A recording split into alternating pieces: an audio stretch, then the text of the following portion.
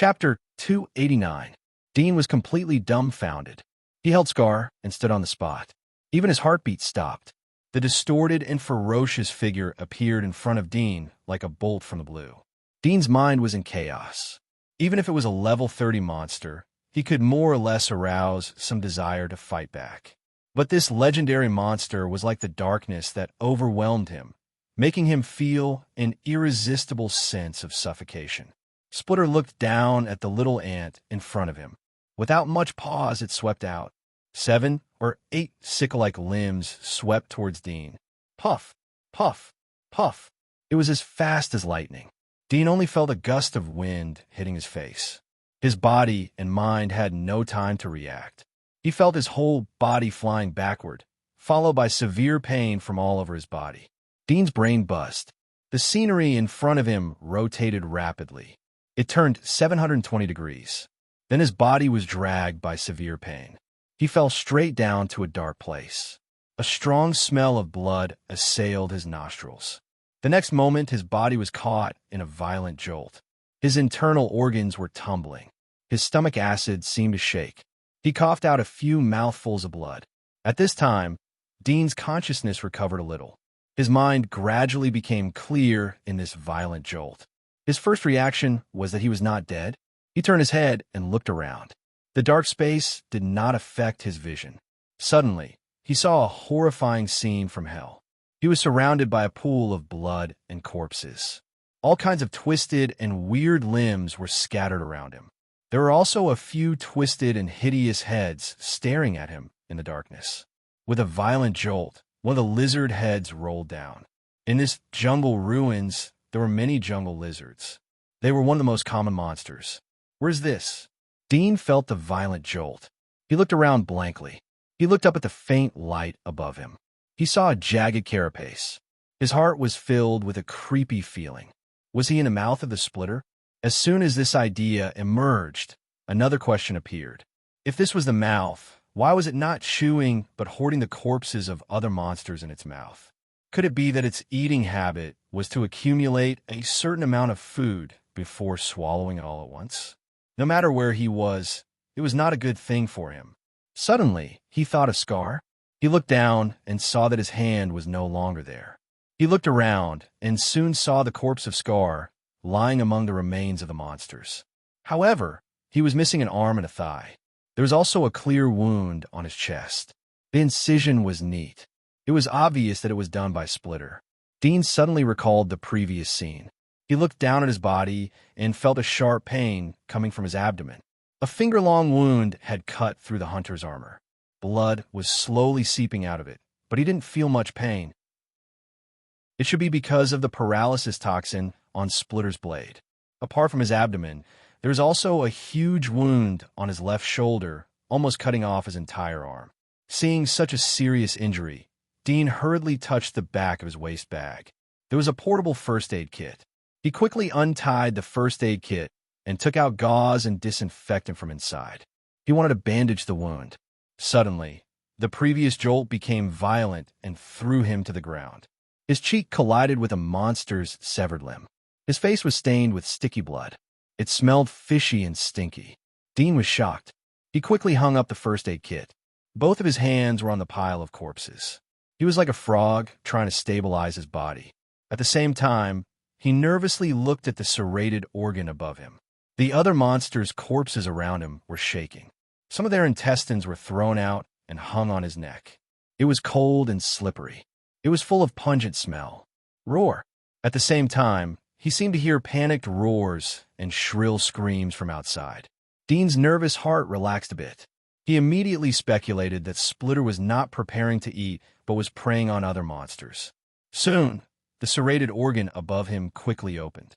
Several huge, elephant-like figures fell from the sky. Dean was shocked. He quickly crawled to the side to avoid it. Otherwise, he would be smashed to death if he was hit by it. Bang! Bang! Several huge shadows fell down and hit Dean's original position. The corpses of the other monsters that were already dead were smashed. Scar's corpse was also hit by one of the huge shadows. Blood sputtered in all directions. Scar's corpse was submerged in the blood. Most of it had turned into meat paste. and was unrecognizable. This made Dean's face extremely ugly. His determination to bring back Scar's body was ruthlessly crushed at this moment. He suddenly had a very clear understanding that in the absence of strength, tenacious willpower and decisive confidence were just empty talk, just a joke. At this time, the sawtooth-like organ quickly closed up, and the original degree of turbulence appeared again. Although Dean couldn't see the situation outside, but he could roughly guess that the splitter should be in a hurry from the bumpy reaction. Dean quietly breathed a sigh of relief. He looked at the huge shadows and found out that they were the poisonous spotted dogs. However, not all of them were caught. There were only 4 of them. 4 treacherous and cunning poisonous spotted dogs were killed by Splitter in less than 2 breaths. Every poisonous spotted dog had a fatal wound. There were many sharp scars all over its body. At this time, the jolts suddenly stopped. Many monsters' corpses, and Dean rolled over. Dean bumped into another monster's body. His whole body was stained with blood. Soon, the serrated organ opened again, and a huge black shadow was thrown in. It was a poisonous spotted dog. This time, Dean saw a sharp sickle skewered its body and accurately threw it into the room. Dean was secretly shocked. It seemed that these poisonous spotted dogs couldn't escape from Splitter. Just as he had guessed, the next few dogs were thrown in one after another. One of them was still alive and had not been fatally injured. However, there were several large wounds on its body, which made it difficult for it to move in this enclosed environment. Dean stared at it, and it also noticed Dean, a living creature. One man and one dog looked at each other. No one dared to make a sound. The jolt continued. Other monsters were thrown in from outside the serrated organ. Some of them were large monsters with extremely high hunting level. These large monsters had many fatal wounds. They were on the verge of death after being thrown in. Some of them were already dead. In addition, there were also scythe-wielding zombies. After these scythe-wielding zombies landed on the ground, they immediately bit the flesh on the ground. But it didn't take long for them to be smashed by the monsters' corpses thrown in from behind. As more and more monsters' corpses were thrown in, the dark sealed space became more and more crowded. The smell of blood was getting stronger. Dean was getting more and more nervous. He constantly adjusted his position to avoid being smashed by the monsters. At the same time, he was being careful. He felt that when the volume of the monsters' corpses was full, he would face the moment of death. That was his last hope to escape. He didn't even have any hope. The poisonous spotted dog in front of him had already been smashed to death by the monsters that were thrown in from behind. Dean didn't feel happy to see the cunning monster die. Instead, he felt a bit sad. In front of the absolute ruler of the jungle, all creatures were food. Soon, the monsters' corpses were piled up. Dean adjusted his position and hid at the edge of the serrated organ. He quietly waited for an opportunity. Just as he expected, when this place was full, the bumps were constant and there were no more violent fluctuations. For a long time, there were no more corpses of monsters being thrown into this place. Obviously, this splitter knew that it was full, and the next thing to do was to return to its nest. Dean was nervous, but there was a trace of fear in his heart. He suddenly thought that the season was about to enter the black snow season. In the old era, the beasts were used to collect prey in advance and hoard it in the cave. Some cold-blooded animals would simply have a full meal in advance and then go into hibernation. Perhaps this was the behavior of the splitter. It hunted so many monsters but didn't eat them on the spot. Instead, it hoarded them. It was obvious that it was preparing for the black snow season. In this dark and fishy place, Dean was lying on the corpse of a scaled monster. Countless thoughts were running through his mind. The more he thought, the greater the despair in his heart. Chapter 290. In this silent darkness, Dean quietly lurked. Every minute and second felt like a century. He wished that the bumps would continue like this forever, but he knew that there would be a moment when he had to face it. He didn't continue to shiver and wait for death. He suddenly thought that if he went to its nest, all the food here would be poured out. He was now on the surface, but when the food was poured out, he would be pressed to the bottom. With the tonnage of these monsters, he estimated that he would be buried alive. Thinking of this, his heart moved. He took out the dagger on his leg and rummaged through the wreckage of these monsters. Soon, he found the corpse of a demon claw crocodile. This demon claw crocodile was still stained with mud. It should not be the three he killed. It should be the one in the basin swamp. Even if it hid in its own swamp territory, it was still difficult to escape the hunting of the splitter. Dean used the dagger to cut the huge crack in its abdomen. He struggled to cut open the wound a little bit and pulled out the internal organs and other organs inside. Then he turned around and stuck his back to the crocodile and stuffed his body inside. His hands tightly grasped the flesh at the edge of the wound, waiting nervously. 10 minutes later, the bumps gradually slowed down. Dean's body was tense and extremely nervous. The moment of life and death had arrived. When the bumps completely stopped, it didn't take long for the serrated organs above to loosen. Dean thought that the splitter would turn over and fall, but suddenly he felt a huge force arching from the bottom up, pushing out the many monster wreckage below and falling down. Bang! The demon claw crocodile's corpse that was wrapped around Dean also fell, heavily hitting the ground, making Dean feel a burst of pain in his bones. Then more monster corpses poured down. Banging sounds continued. Blood, internal organs, intestines, and other organs spilled out and smashed on the corpse of the demon claw crocodile. When the corpse of a poisonous spotted dog smashed down, Dean felt like being hit by a boulder and almost suffocated.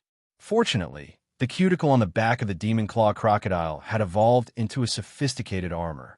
It had a strong defense and shock absorption effect, which protected Dean from being crushed on the spot. Soon, the monster corpses were dumped and piled up into a mountain of corpses that exuded a strong stench. Blood seeped from the layers of corpses and soaked the ground. The world was silent. Dean felt that his whole body was extremely heavy, and he was almost out of breath. Fortunately, there was still thin air between the corpses, otherwise he would have suffocated to death. Nevertheless, after a few continuous gasps, most of the oxygen had been absorbed by his lungs. The speed of the flow of oxygen from the outside was not as fast as his body's consumption. Dean didn't dare to make a sound. His whole body was tense. He was afraid that the splitter would swallow all the food. Although he had guessed that the probability was very low, but there was no 100% certainty in this world. Even if there was only a 10% chance of a mistake, it would make people very nervous. Dean tried hard to tilt his head and put his ear on the inside of the belly of the magic claw crocodile. The sticky flesh was intimately attached to his ear, listening to the movement outside the mountain of corpses. A few minutes later, he heard the slight trembling of the ground. The frequency was extremely high, and then it quickly weakened. Suddenly, he thought of a possibility. The splitter had left this place and went out to hunt again. Thinking of this, Dean's nervous heart was suddenly relieved. He didn't dare to continue to wait. He seized this rare opportunity and struggled hard to break open the body of the magic claw crocodile with both hands, wanting to climb out. However, after pushing a few times, Dean's heart sank. The weight of the magic claw crocodile's body was far heavier than he had imagined. It was like a whole mountain was pressing on it. Damn it! In this dark and sealed place, Dean was a little anxious. The splitter would hoard enough food to pass the winter and would not leave again. Once it noticed a living creature like him, it would be difficult to escape death. The only opportunity was in front of him. Was it going to be buried like this? He gritted his teeth and pushed with all his strength, but it was still difficult to push even a little bit. There was a trace of fear in the anxiety and anger in his heart.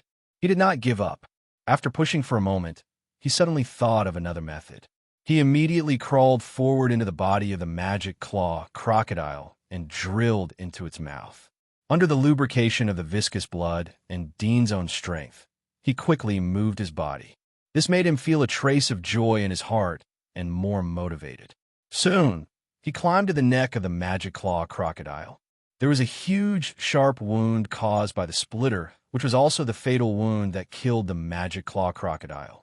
Dean grabbed the wound and squeezed his body into its upper body's mouth. He struggled to push its upper jaw, but there was no effect. The hope that had just been ignited in his heart was once again smashed to the bottom. He gasped deeply, his whole body drenched in sweat. In the sealed place, the thin air made his physical strength weaker and weaker. He felt exhausted and wanted to lie down and sleep. But in the end, he gritted his teeth and persisted. After pushing the upper jaw several times in a row to no avail, he suddenly thought of a way. He immediately spread his hands, stuck them on both sides of the magic claw crocodile's body, and shook his whole body with all his strength. When his body shook, it quickly formed a kind of shaking range, causing the body of the magic claw crocodile to also shake slightly. In the continuous shaking, Dean suddenly felt the pressure on his body lighten a lot. He could not help but be happy, knowing that his idea was successful. This mountain of corpses was covered with blood, and the piled up together was not solid. If he shook, the corpses on top would slide down. As the pressure on top became lighter, Dean shook more and more. After 7 or 8 minutes, he tried to push the upper jaw of the magic claw crocodile again. With all his strength, he suddenly pushed it away. Dean was overjoyed and immediately drilled out of the pushed upper jaw. He saw that outside the body of the magic claw crocodile, there was a pile of corpses of various monsters, and blood was flowing between the corpses. It was like a plate of exquisite gourmet food added with ketchup on the human dining table.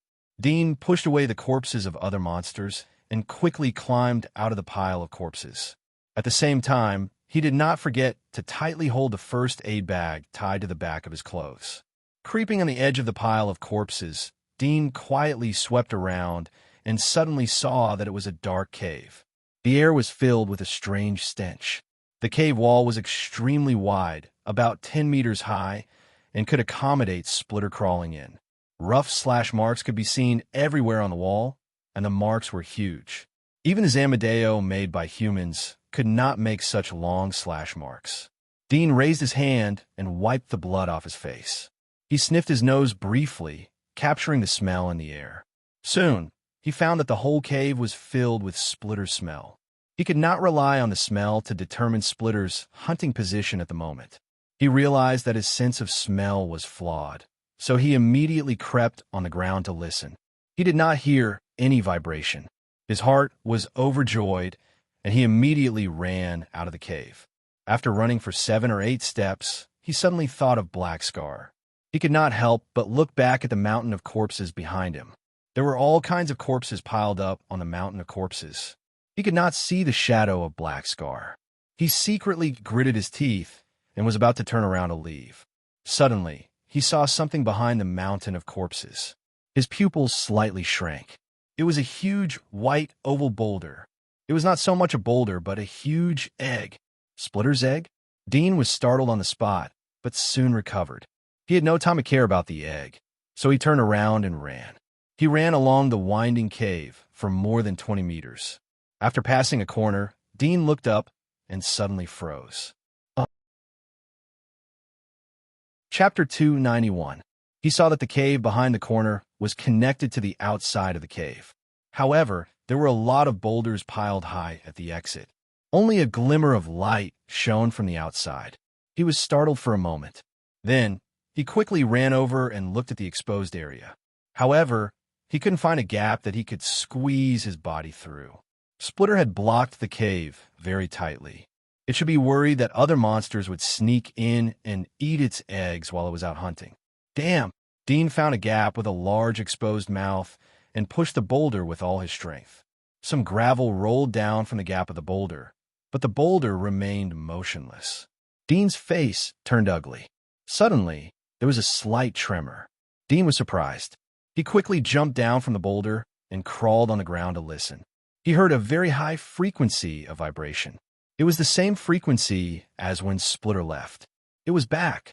Dean's pupils shrank. He quickly got up and ran back to the cave. He heard the sound of boulders rolling at the entrance. It was as if a mountain was being split open. He rushed to the front of the pile of corpses. He picked up a few scattered monster limbs and used them to cover his body. He lay down next to the pile of corpses and pretended to be dead. There was a gap between the broken limbs and the blood-stained hair. He squinted his eyes to observe the movement outside. At this time, the sound of boulders rolling had stopped, and the ground slightly trembled. Dean saw an extremely hideous and terrifying figure drilled into the cave from outside. Its whole body was covered with sharp scythes, like a super terrifying cutting machine. Every part of its body seemed to be a sharp weapon. It was simply a well-built super war machine. At this moment, the thing crawled to the side of the pile of corpses and stopped. He couldn't see the head or the eyes, but a part in the middle of its body suddenly rotated and split open, squeezing out a large number of corpses and blood. The blood fell in front of the pile of corpses that Dean was leaning against, piling up the corpses a little higher. Many of the scattered corpses rolled onto Dean's body, covering the gap he left to observe the movement, and were buried in the corpses again. After a moment, Dean felt the splitter leave again. This time, it was covered with fewer corpses. His ears could clearly hear the movement outside.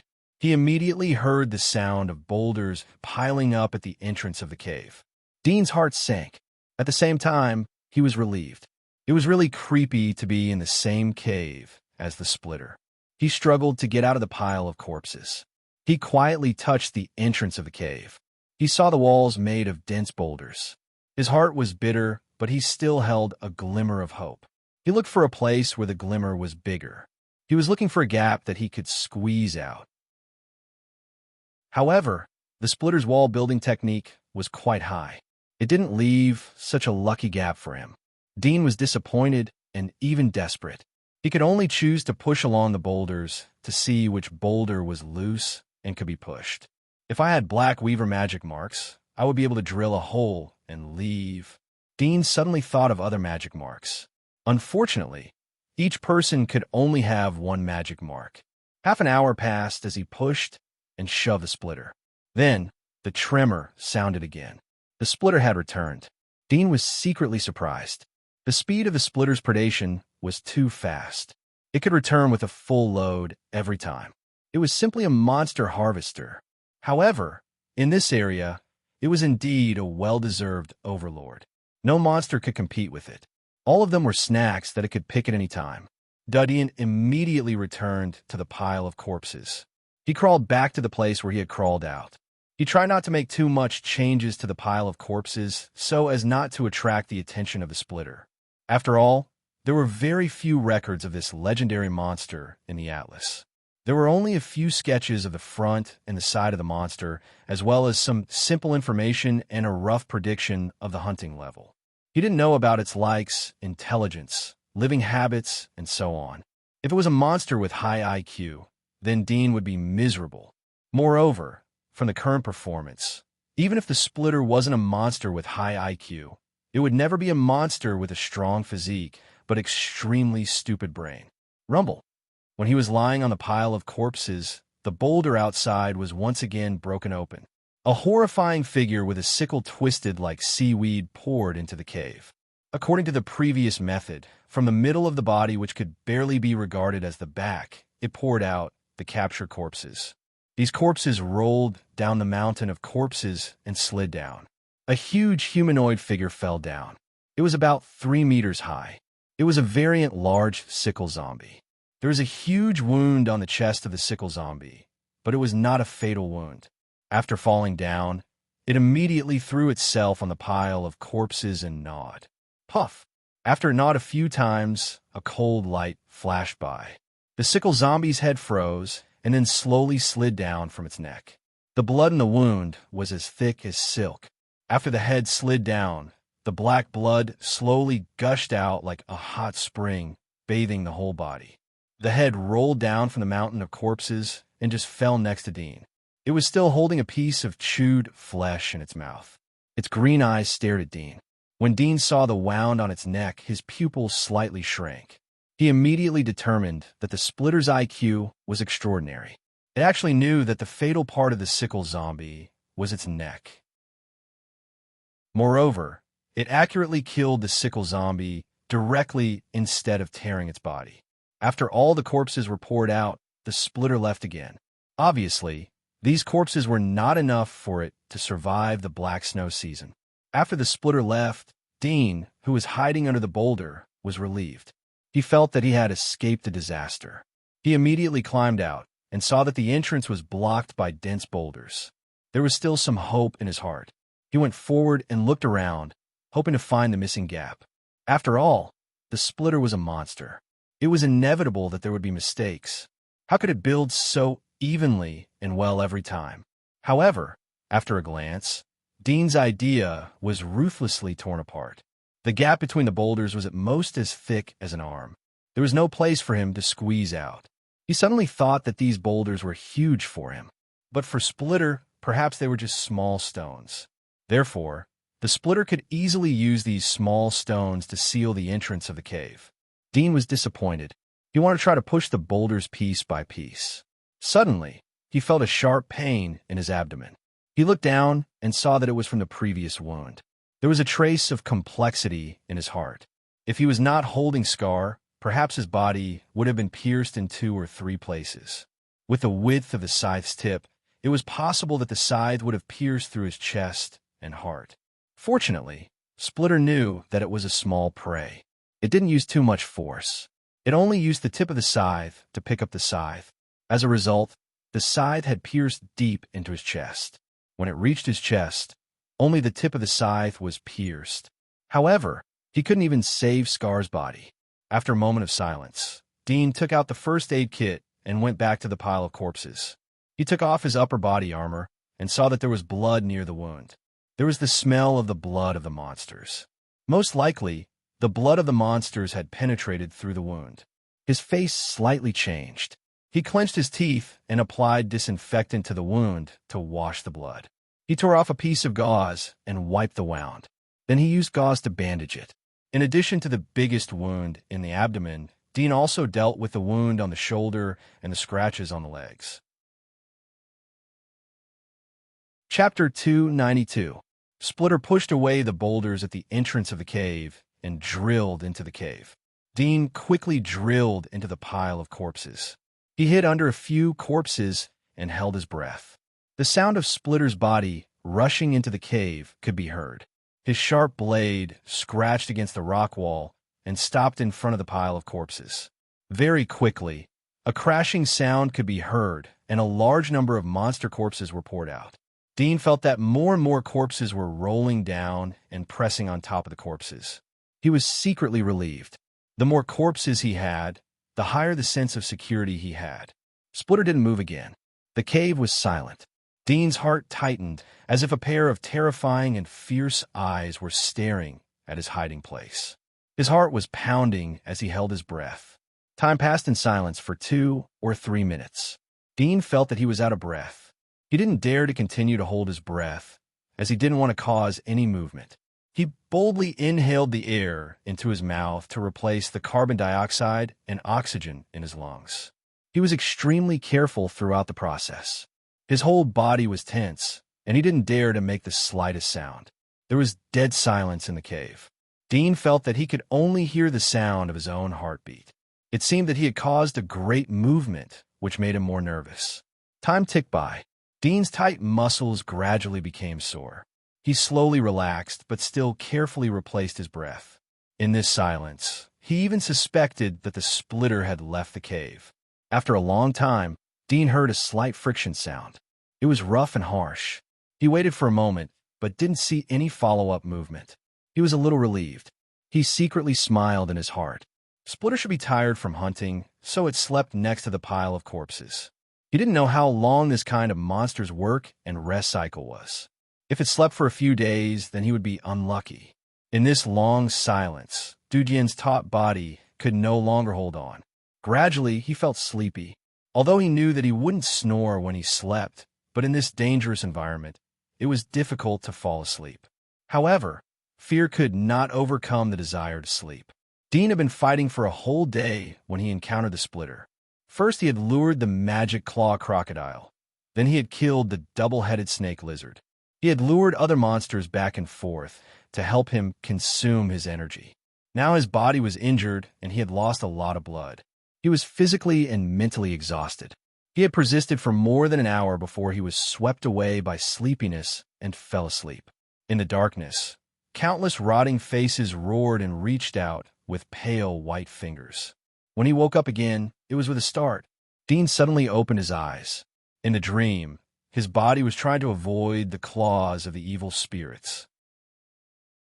The moment he woke up, his body subconsciously trembled. As soon as he shook his consciousness, his pores shrank again. It was as if time had stopped for 2 or 3 seconds. He felt that there was no movement outside. The tightened pores slowly loosened. It seemed that Splitter was sleeping very well and wasn't disturbed. Dean was secretly glad. He adjusted his breathing and lay quietly in the pile of corpses. He felt the cold and hard corpses of the other monsters. He never thought that he would stay in such a purgatory for so long. Moreover, there was a horrible monster crawling next to him. No wonder hunters want to retire in the giant wall once they make money. They don't want to step out of the giant wall. Even if the area has been cleaned, it may not be safe. But it's relatively safe. Even if the risk factor is reduced to 10%, I will still die if I encounter danger once out of 10 times. Dean secretly sighed. He suddenly felt that he should stay in the Temple of Elements to make his own invention.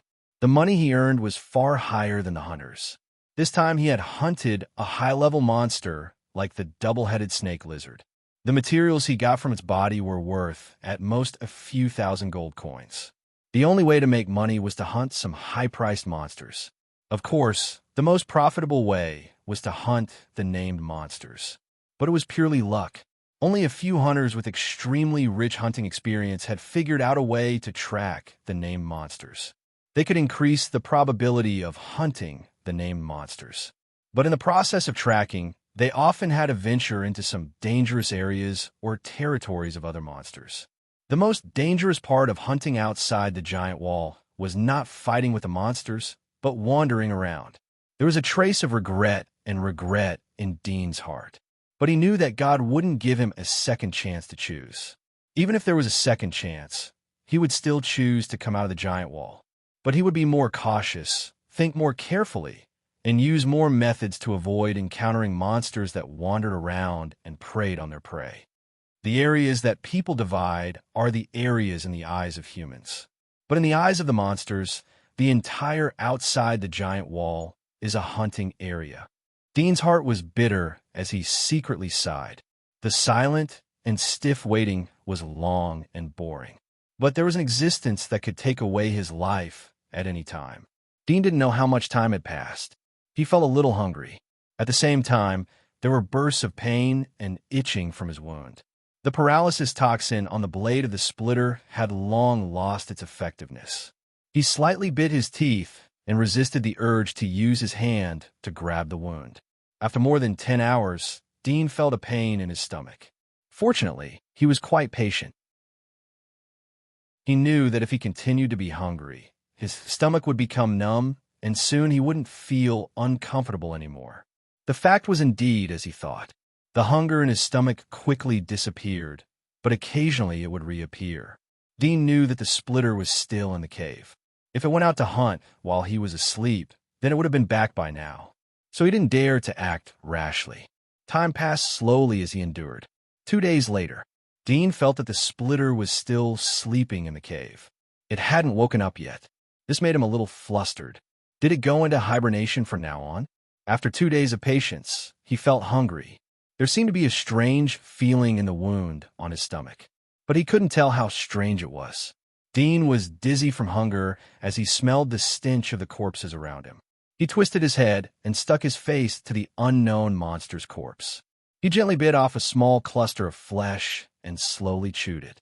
He tried not to make a sound and swallowed it. He couldn't feel any taste on his tongue. He only felt that it was very delicious. Even the fishy smell of the flesh was able to arouse his appetite. It was as if he had degenerated into a primitive barbarian. Kaka. Chapter 293. Dean, who was taking a light nap, woke up and listened attentively. Kacha. The crisp sound was getting louder and louder as it continued to echo intermittently.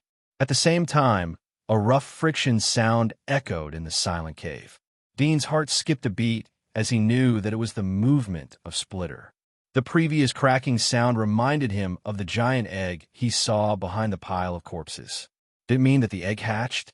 At this time, the cave slightly trembled as if the splitter was crawling, and the crisp cracking sound suddenly stopped. A moment later, a sharp crow-like voice sounded. The aura was weak, and it gave off a very immature feeling. Dean's heart sank. He knew that he didn't hear wrong. The splitter's child was born. He felt a strong sense of danger. He shrank his body deeper into the cave. At this time, he heard the sound of chewing and swallowing. The sound came from the pile of corpses. Judging from the volume of the sound, it should be the newborn splitter who was eating. He suddenly thought of a problem which made the last hope in his heart sink. Perhaps these capture monsters were not prepared by the splitter for its own hibernation. With the splitter's physique, it was completely unafraid of the cold and disasters of the black snow season. Moreover, most of the monsters would enter hibernation or hide in their nests during the black snow season. They rarely came out to move. But Splitter's ability could easily hunt for abundant food. It didn't need to hunt in advance in order to store food for itself to survive the black snow season. This was the difference between ordinary beasts and top monsters. The entire outside the giant wall was its hunting ground. All the monsters could be said to be its food reserves. And these captured monsters were obviously prepared for its child, the newborn legendary monster. Kacha, kacha. The sound of chewing and swallowing echoed in his ears. It seemed that it was quite hungry and thirsty. Dean's face was gloomy. He didn't know how long it would take for his turn. The newborn hunter continued to eat for more than 10 minutes before it stopped. Dean heard a light vibration coming from the ground. It seemed that Splitter was doing its post-meal activity. Suddenly, Dean felt that the corpses of the monsters that he was leaning against were hit. His body and the corpses of the monsters that were on top of him tilted a bit. The continuous impact sounds continued to appear. The strength was extremely strong. Each time the corpses of the monsters shook and loosened. Dean couldn't help but think of the monster atlas about Splitter, Splitter's infant stage. Hunting level 23. Its sawtooth blade could easily cut off the bodies of most monsters below level 30. It was extremely aggressive. It liked to hunt, but didn't eat. Legendary monster. Dean's heart was bitter. The newborn Splitter should belong to the initial stage of infant stage. Even if it wasn't level 23, it was at least close to it. Moreover, the growth of Splitter was extremely fast. In just half a month, the body's bones and sharp blades would be completely stabilized. The hardest would be comparable to steel, and the sharp blades would be sharper than swords. In other words, after half a month, this newborn Splitter would already be a level 23 existence. Moreover, relying on the unique advantage of its body, it could even kill a level 30 monster if it was restrained by it. Moreover, the period between the infancy stage and the growth stage was only about 2 to 3 years. Once the growth stage was over, it would be fully matured. It would reach the peak of its combat power, hunting grade 68. It would sweep everything and stand at the peak of the monsters. This level evaluation was a rough prediction given by the inner wall. It wasn't absolutely accurate. It could be high or low, but the difference wouldn't be much. It didn't matter if it was 68 or 60. For Dean, both of them were existences that could easily kill him in seconds. The collision didn't last long before the newborn Splitter stopped. It seemed that it was tired of eating. The sound of chewing sounded again, but it wasn't wolfing down the food like before. After it finished eating, it swayed around again. From time to time, the sound of rubbing against the wall could be heard. It seemed that it was using the rock wall to hone its sharp blade, making the blade sharper and smoother. Dean suddenly felt the difference between humans and beasts. Humans needed to learn and inherit knowledge from generation to play a role. Humans were destined to be social animals. Beasts were genetically inherited, especially a terrifying monster like the Splitter. It was born to be a hunter. Even if it was a wolf-like beast that liked to live in groups, it was born to bite. He silently lay in the monster's body. Perhaps it was because of the approaching death that he thought of many things that he didn't understand before. In a short moment, it seemed that he had grown a lot. The rough sound of friction continued for a while and then stopped. The cave fell into a brief silence. 7 or 8 hours later, the sound of a newborn Splitter eating resounded once again. Gurgling sounds could be heard when it was chewing and swallowing. It was as if it was tasting a delicious and juicy meal, chewing until its mouth was full of fragrant juices. This time, the chewing sound was quite close to Dean, and as it continued to eat, the sound got closer and closer. Gradually, Dean could even feel the movement of other monsters being picked up through the corpses on his body. This made his heart tense up. His palm quietly touched the dagger beside his leg, ready to fight back. Even if he died, he would let the monster suffer a little. However, the sound of chewing stopped when it came to his side. It seemed that the little guy was full. It turned around and left. Dean was a little relieved in his heart, but there was no joy. Sooner or later, it would come. He tilted his head and gently bit the monster's corpse, chewing and swallowing the smelly flesh, trying his best to recover as much energy as possible. At this point, he did not care if there were viruses, radiation, or other toxins on these monsters' corpses. As long as he could recover some of his strength, he would be able to stab it a little deeper before he died. Even if he was directly poisoned to death, he would still be at ease. At this time, the sound of violent friction echoed. The ground slightly trembled. Dean heard the sharp voice of the newborn splitter. It seemed to be full of excitement. Dean listened to the movement and knew that it was the splitter. His heart quivered. Was the splitter going to hunt again? Thinking of this, his cold heart suddenly became a little excited. The more he thought about it, the more he felt that it was very possible. Previously, the splitter was sleeping in the cave, not because it was tired, but because it had roughly estimated the time of a child's birth, so it slept in the cave and waited. Now that the child was born, it naturally wanted to go out and hunt. After all, the newly born splitter's food demand was huge. Relying on the previous food alone was not enough for this newborn splitter to strengthen its sharp blade. He guessed that the splitter rubbed the rock wall and left the cave. Its childish voice followed after it. Was it taking its child out to gain experience? Dean couldn't help but feel a glimmer of hope. If so, he might have a glimmer of hope to survive, as long as the cave wasn't blocked too much. Soon, the sharp voice stopped in the cave. At the same time, the sound of boulders rolling echoed. There was a trace of excitement in Dean's heart, but he immediately calmed down. He knew that he was thinking too much. However, this is a rare opportunity. At least God is merciful and gave me a fair chance to fight with a child, although I will inevitably die in the end. There was a trace of self-mockery in the corner of Dean's mouth. Soon, the sound of boulders rolling calmed down. At the same time, there was a slight vibration outside. Gradually, it became inaudible. Chapter 294. In Dean's heart, this dark and silent cave had become the last hunting battlefield in his life. No matter the result, he would go all out. The sound of rough friction came from afar and slowly stopped in front of the pile of corpses. The sharp scythe cut the sand on the ground of the cave, making a soft sound.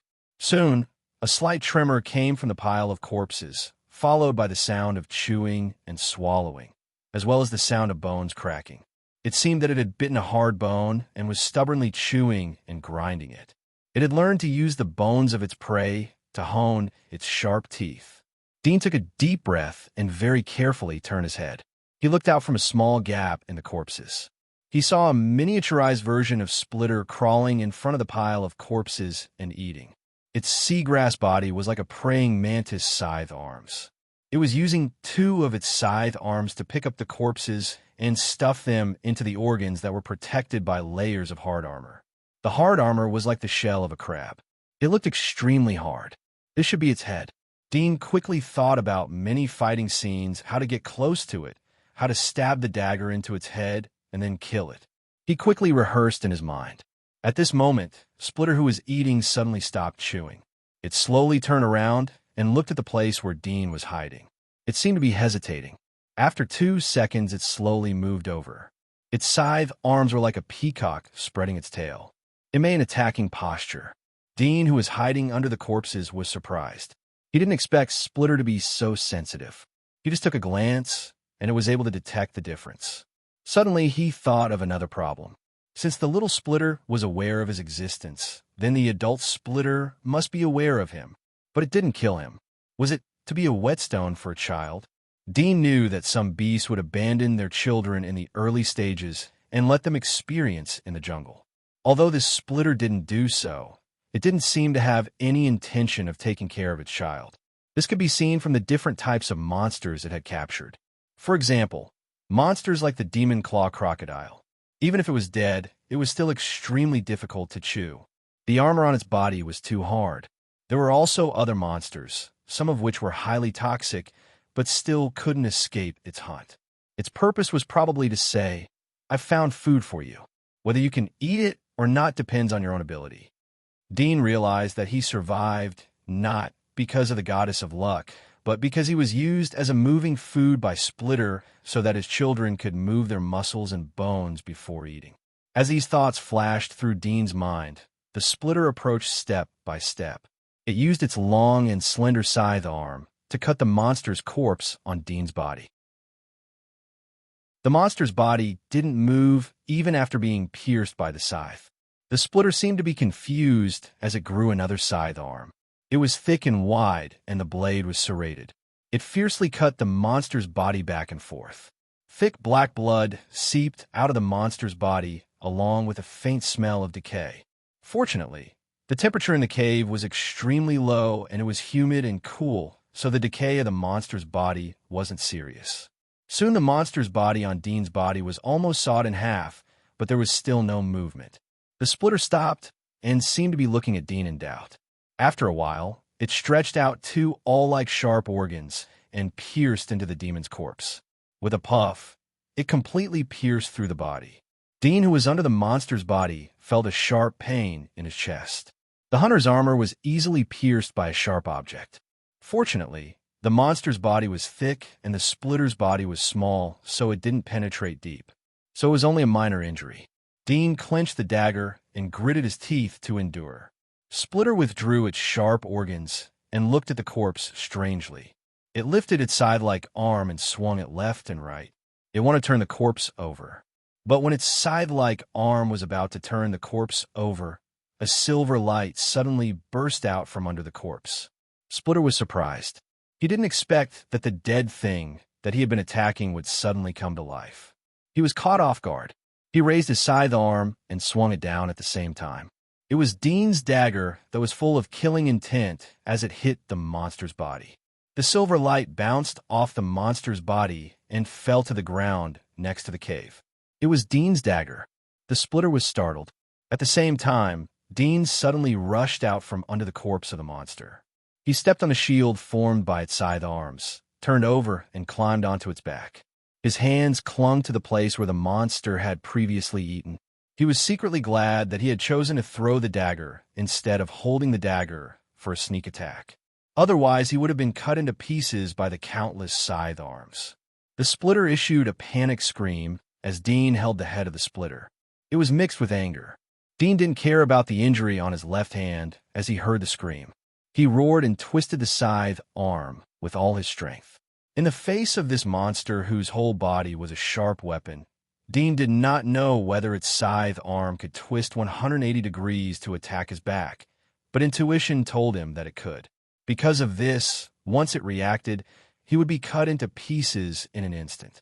The strong fear and desire to win made him burst out with the greatest strength in his life, twisting his arm to this part. Gotcha! The scream of panic and anger was suddenly full of pain. It was extremely loud and harsh. Just as it reached the high part, it stopped abruptly. Puff! The sound of blood splashing rang out. Dean's body suddenly became light. His body was driven by a huge force and flew out. He fell down, rolled 7 or 8 times, and hit the wall of the cave behind him. His head hit the stone heavily. He was so dizzy that he almost fainted on the spot.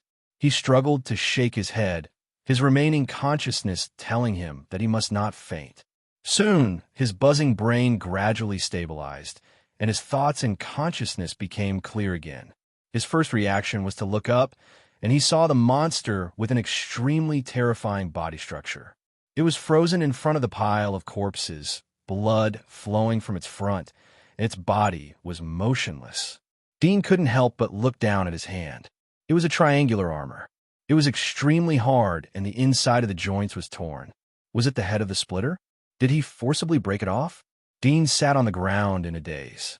It took him more than 10 seconds to recover. He saw that the new splitter lost its balance and slowly fell to the ground. It was completely motionless.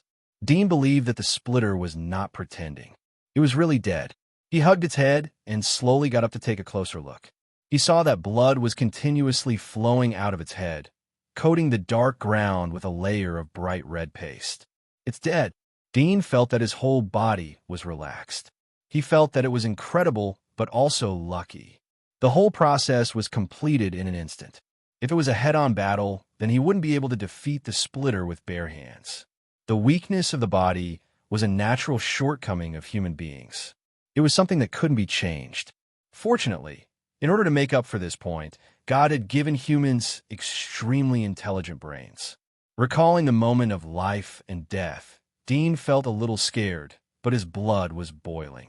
After a moment, he gradually restored his calmness. He immediately ran to the entrance of the cave. He saw an impenetrable pile of boulders. He went forward and looked around carefully. He was extremely nervous, as this was his only chance to survive. Gap! Gap! Dean muttered in his heart. His eyes widened as he looked around. Chapter 295. Dean felt a trace of bitterness in his heart. He had to say that the sealing ability of Splitter was too good. No matter how many times it was done, there was never a mistake. Every time it was sealed tightly. It was estimated that even if it was a human, it would be difficult to maintain such seriousness and consistency. Dean felt like crying as his palms weakly drooped on the boulder. His hope was right in front of him. As long as he got out, he would have a chance to escape. However, he was blocked by these boulders. It was not easy to win the battle of life and death, but it was so close to leaving alive. Just a little bit more.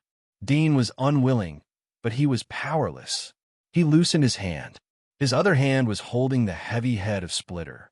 He wanted to throw it away. Suddenly, a thought flashed through his mind. The Splitter was a monster bestowed its name by the legend. It had the Splitter's magic mark in its body. If he replaced its magic marks, could he break out of this boulder? Thinking of this, he immediately picked up the head of Splitter and touched the soft flesh inside the carapace to find the parasitic soul worm. At the same time, he quickly rushed back to the cave and searched in front of the body of Splitter, especially in the blood on the ground. Nothing in the head, nothing in the body. Dean put the head next to the blood and bent down to search everywhere. He was extremely nervous. He knew that when the offspring of the named monster was born, the parasitic soul worm was still sleeping in its body in the incubation state. Generally, when a monster was growing up, it would gradually wake up and be born. They would begin to absorb nutrients from the body of the named monster. At the same time, it would also absorb the characteristics of the genes. Then it would be digested into pieces of gene fragments and stored in its own body. Only then would it have the role of magic marks. And this newborn Splitter, from the time it hatched until now, it had only been 5 days. Its parasitic soul worm was probably still in its body. At this moment, with the death of the parasitic soul worm, it was also dead in the abdomen. With such worries, Dean carefully searched everywhere. The longer he searched, the slimmer the hope in his heart. After searching back and forth several times, he still could not find the shadow of the parasitic soul worm. The last glimmer of hope that Dean had just ignited was also extinguished. Gotcha! Just as he was disheartened and sitting in the blood, a clear voice suddenly rang out. It was extremely loud in this quiet cave. Dean could not help but be startled. He quickly got up and walked around the pile of corpses. Following the sound, his face was full of shock. Behind the pile of corpses, there were several huge skeletons. The skeletons were scattered, not whole. These skeletons surrounded a nest of weeds. Inside the nest were 6 snow-white, oval giant eggs. At this moment, a cracking sound rang out from a giant egg at the edge. Meandering cracks appeared on its surface. Next to this huge egg was another broken eggshell. It should be the eggshell of the previous Splitter. Other than it, there were actually 6 more eggs here, and now another one was about to hatch. Dean was startled for a long time. Suddenly, he smiled bitterly. The vast majority of beasts were not the same as humans. They were pregnant for 9 months. Occasionally, they would have twins and rarely triplets. For beasts, it was very normal to give birth to 7 or 8 babies at a time. Some fish could even give birth to hundreds or thousands of babies at a time, but the number that could survive was not many. The breeding habits of beasts were obviously transferred to the monsters. They were different from humans. When they were pregnant, it was the most dangerous time for them. They lacked food and safety the most. Therefore, if they gave birth one at a time, it would have a great impact on their life safety. Under the drive of the environment, it led to such evolution. They often gave birth to more babies at a time, which could reduce the number of times they faced danger and enhance their survival rate. Fight again. Dean silently looked at it and did not move. Although this was the best opportunity to sneak attack, he knew that even if he killed this little thing, it would not help. When the splitter came back, it would be his doomsday. Previously, it used him as a whetstone for a child. Now that this whetstone had killed its child, it naturally would not let other children encounter such danger.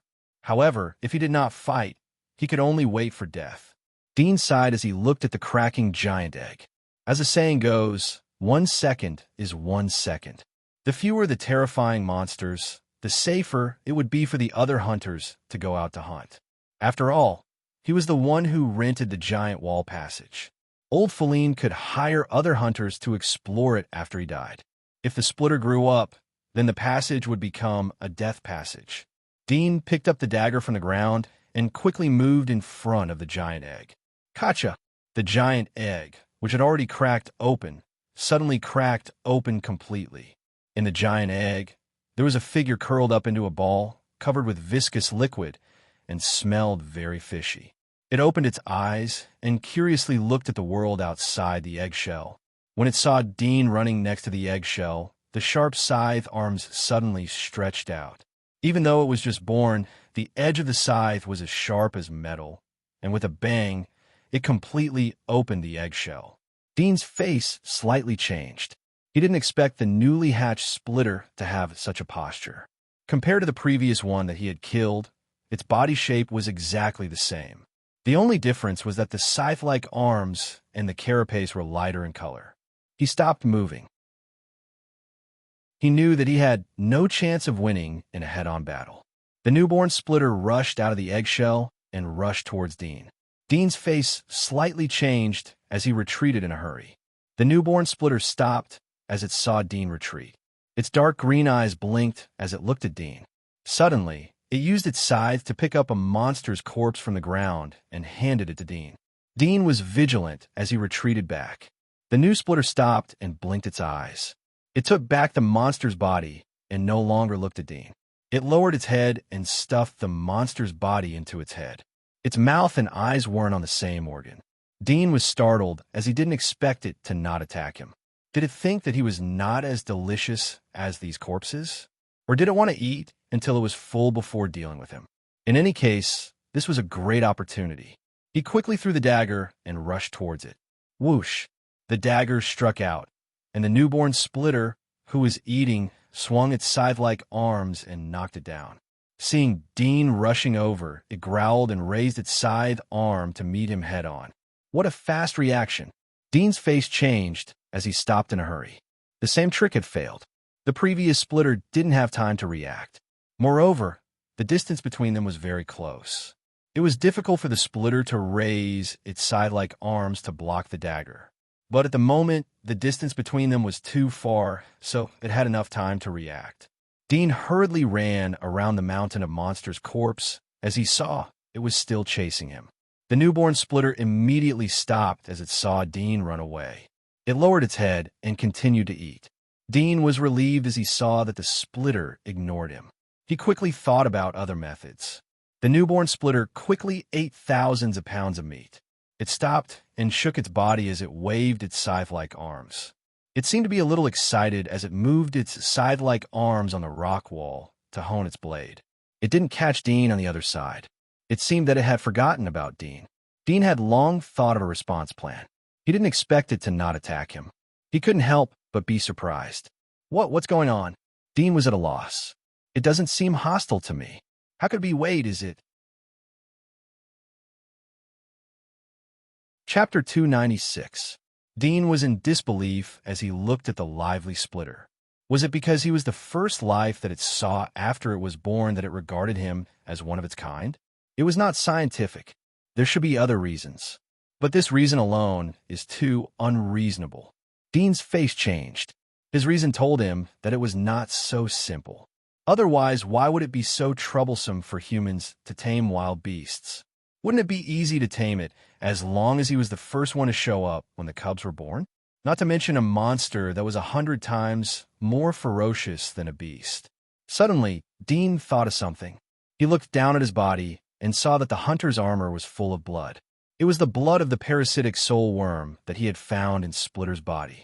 He suddenly understood that perhaps the smell of the blood made Splitter regard him as one of its kind or a brother.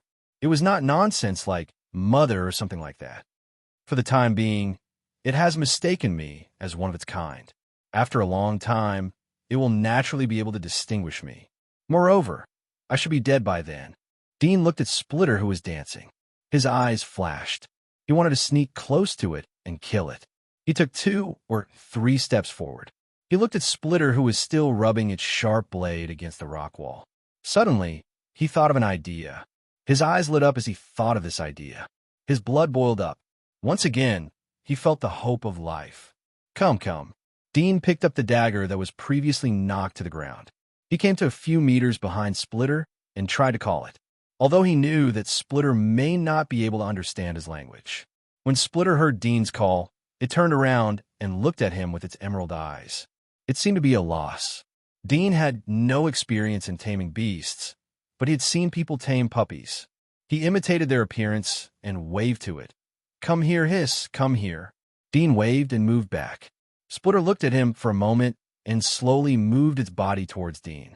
He controlled the rhythm of his retreat and slowly guided the great Splitter to the entrance of the cave. 10 minutes had passed since the great Splitter went out to hunt. The last time the great Splitter went out to hunt was 30 minutes later. In other words, he had at most 20 minutes left. However, it was also possible that he would be back in a few minutes. In these 20 minutes, the great Splitter could appear at any time, and that would be the time of his death. Dean took a deep breath as he looked at the new Splitter who was standing at the entrance of the cave. He pointed at a hole and tentatively said, "Smash it! Smash it!" He patted the rock wall. Splitter tilted his head and looked at him, not moving an inch. Dean was very nervous. Seeing that it did not respond, he could not help but feel anxious. But he knew that this matter could not be rushed. He could only guide it slowly. He endured the anxiety and repeatedly said, "Follow me. Smash, smash it." Then he hammered his hand on the rock. Splitter quietly looked at him and didn't respond.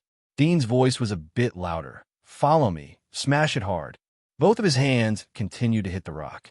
At the same time, he looked at Splitter. Perhaps the sorrowful expectation in his eyes had an effect. The newborn Splitter looked at him for a while, then slowly raised its scythe-like arms and chopped at the rock wall. Rustling sounds came out, and the friction made an ear-piercing sound. Dean was relieved as he saw this. He felt that his whole body was soaked in sweat. "Use all your strength." Splitter stopped as it saw him stop. Dean was stunned for a moment. He immediately continued to slap the rock with his hands. Splitter lifted its scythe-like arms and cut the rock. Puff, puff. Scratches appeared on the boulder as the scythe arms cut through it. Dean saw that there was a complete boulder in front of it. With its new scythe arm, it might not be able to cut it even after a day. There was a small gap that could accommodate its arm, which happened to be half a meter away from it.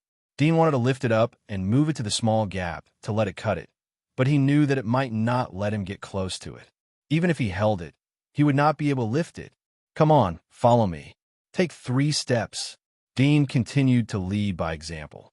He moved to the left while smashing the boulder. Splitter ignored him as it continued to cut the boulder in front of it.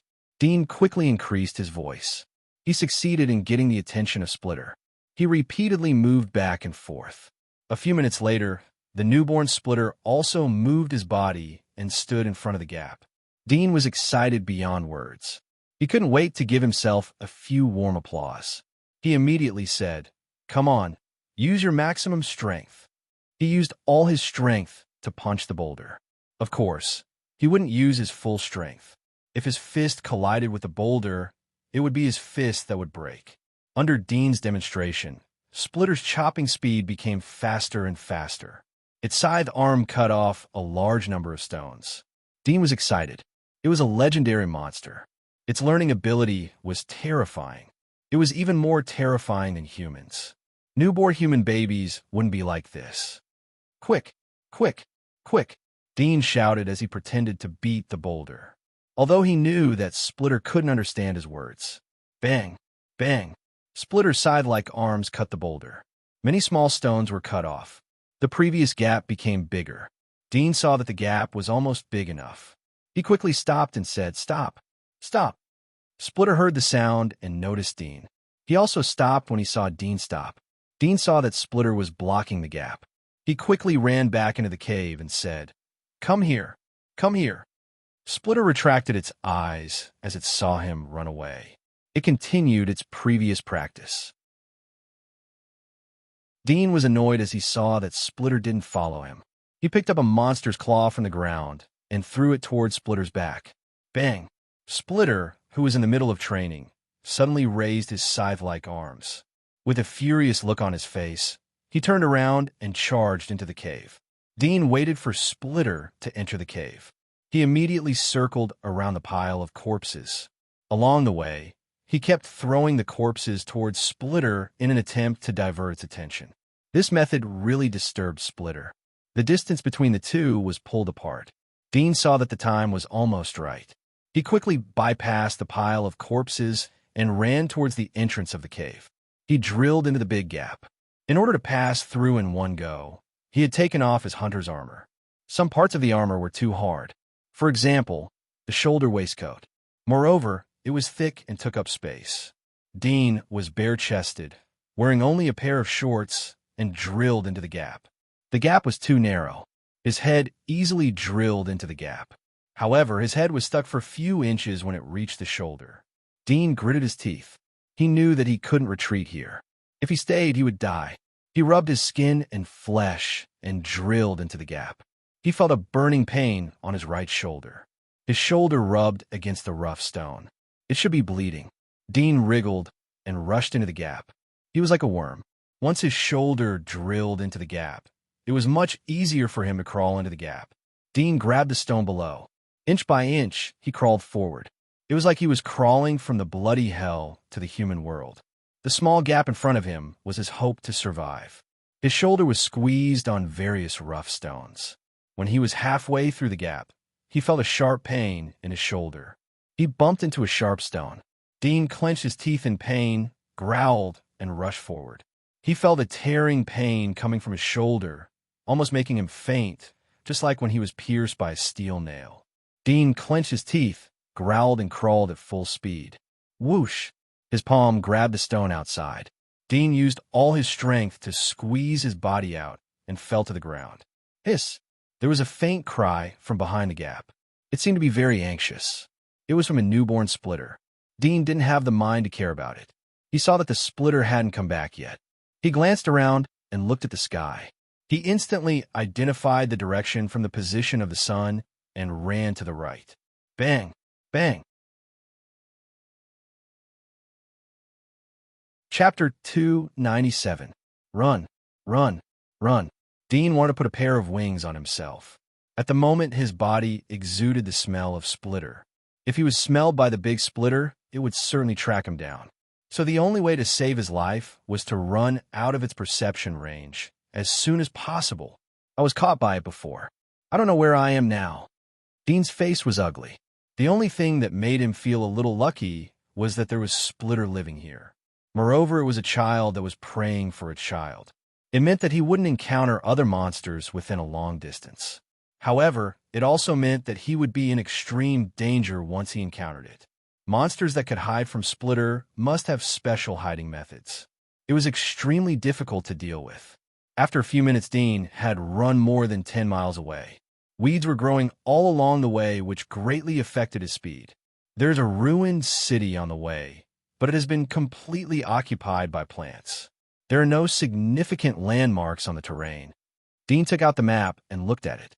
Although he had taken off the hunter's armor, he didn't abandon the map hidden inside the armor. This was the key to finding the giant wall quickly. Otherwise, even if the splitter didn't catch up with him, he would get lost in the vast ruins and stray into the food of other monsters. Scanning the map, Dean firmly remembered it and continued to run forward, looking for landmarks. Suddenly, the rustling sound of the grass echoed. It was like the sound of strong wind cutting the grass roots. Dean's face slightly changed. He looked back and was startled. He saw a terrifying seaweed-like figure was chasing after him. It was running like a spider and cutting off all the weeds on both sides of its body. It was the splitter.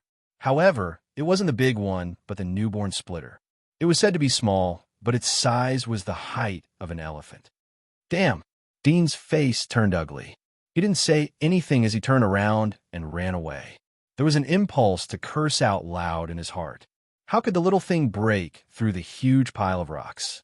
How could it come out? Most importantly, it was chasing after him relentlessly. There was no doubt that if the great splitter returned to its nest and saw its dead child and the missing one, it would follow the smell and chase after them. But if the little guy stayed in the cave and the other child died, then it would stay in the cave to guard them. The possibility of it chasing after them would be reduced by a lot. But now, there's a 99% chance that they would track him. After all, even the demon-clawed crocodiles hidden in the basin swamp were found and hunted by it. At that time, even his nose could not detect the hidden demon-clawed crocodiles. It could be seen that its hunting ability was absolutely terrifying. Who? Dudian ran all the way to get rid of the little devil. The sound behind him didn't get far. The speed of a newborn splitter was extremely fast. As time passed, its speed was getting faster and faster. It seemed that it was gradually adapting to the coordination of its body. Dudian looked back at the chasing appearance of the great splitter. He secretly complained in his heart. He might not be able to kill the great splitter if he fought it head-on. Previously, he was able to deal with the great splitter by sneak attack and surprise attack. Now it was difficult to arrange the same environment, and it would take time. Once the great splitter returned to the cave, it would immediately chase after him. The latter's terrifying speed wasn't something he could compare with. Who? Dudian panted as he ran. After all, the human's physical strength was limited. His speed was getting slower and slower. Soon the new splitter caught up with him. Dudian simply stopped and held the dagger. He turned his head and stared at the great splitter. The new splitter quickly reduced its speed as it saw Dean stop. It stopped a few meters away from Dean and hissed. It seemed that its vocal cords hadn't developed yet, as it couldn't roar and shout out its real voice. Dean bared his teeth at it and waved his dagger in a menacing manner. The new splitter blinked from time to time. It didn't seem to be out of breath. Dean slowly and tentatively stepped back. The new splitter slowly moved forward. Dudian accelerated to retreat. The new splitter accelerated forward. Dudian immediately stopped. The new splitter also stopped. Dean had a feeling of collapse when he saw this. He wanted to pick up a stone and smash it away, but then he thought that such an action might have the opposite effect. It would irritate it and rush over to communicate with him, and then he would be sliced. He couldn't help but feel a little aggrieved. Just a newborn little guy had such terrifying lethality. It was simply unreasonable. I thought that there would be rich second generation among humans. I didn't expect that there would be second generation monsters. Dudian's mouth was bitter. Suddenly he thought of a way. Since he couldn't run or beat it, the only way to get rid of it was to trap it. Dudian looked at the map. He was vigilant, as he was afraid that the splitter would suddenly pounce on him. He had observed two relatively recognizable terrains along the way. One was a big lake, and the other was a mountain. Although it was just a glance, but he still remembered the shape of the lake and the rules of the edge. Although there were many big lakes outside the giant wall, but the big lake near the Death Passage and the similar shape of the lake were likely to be able to roughly infer his position. Especially there was a mountain next to the lake. There were several big lakes in the vicinity of the Death Passage. Dudian stared at them for a few times. Suddenly, he saw a lake with a similar shape. There was also the shape of a mountain next to it. His eyes lit up. When he saw the area he was in, he immediately confirmed that this was where he was. This was because this area was the territory occupied by the Scott Financial Group, which was one of the 3 areas outside of the Death Passage. The word 0 indicated that this was the Scott Financial Group's Area 0. Moving horizontally along the parallel lines of this region was the 3rd region outside the Death Tunnel. Finally found the position, Dean was overjoyed.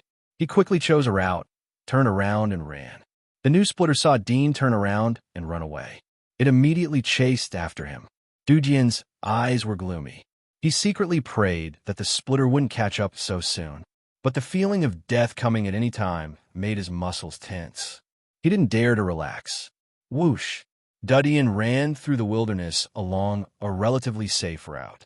After 2 or 3 minutes, Dean suddenly found that the new splitter didn't have any malice towards him.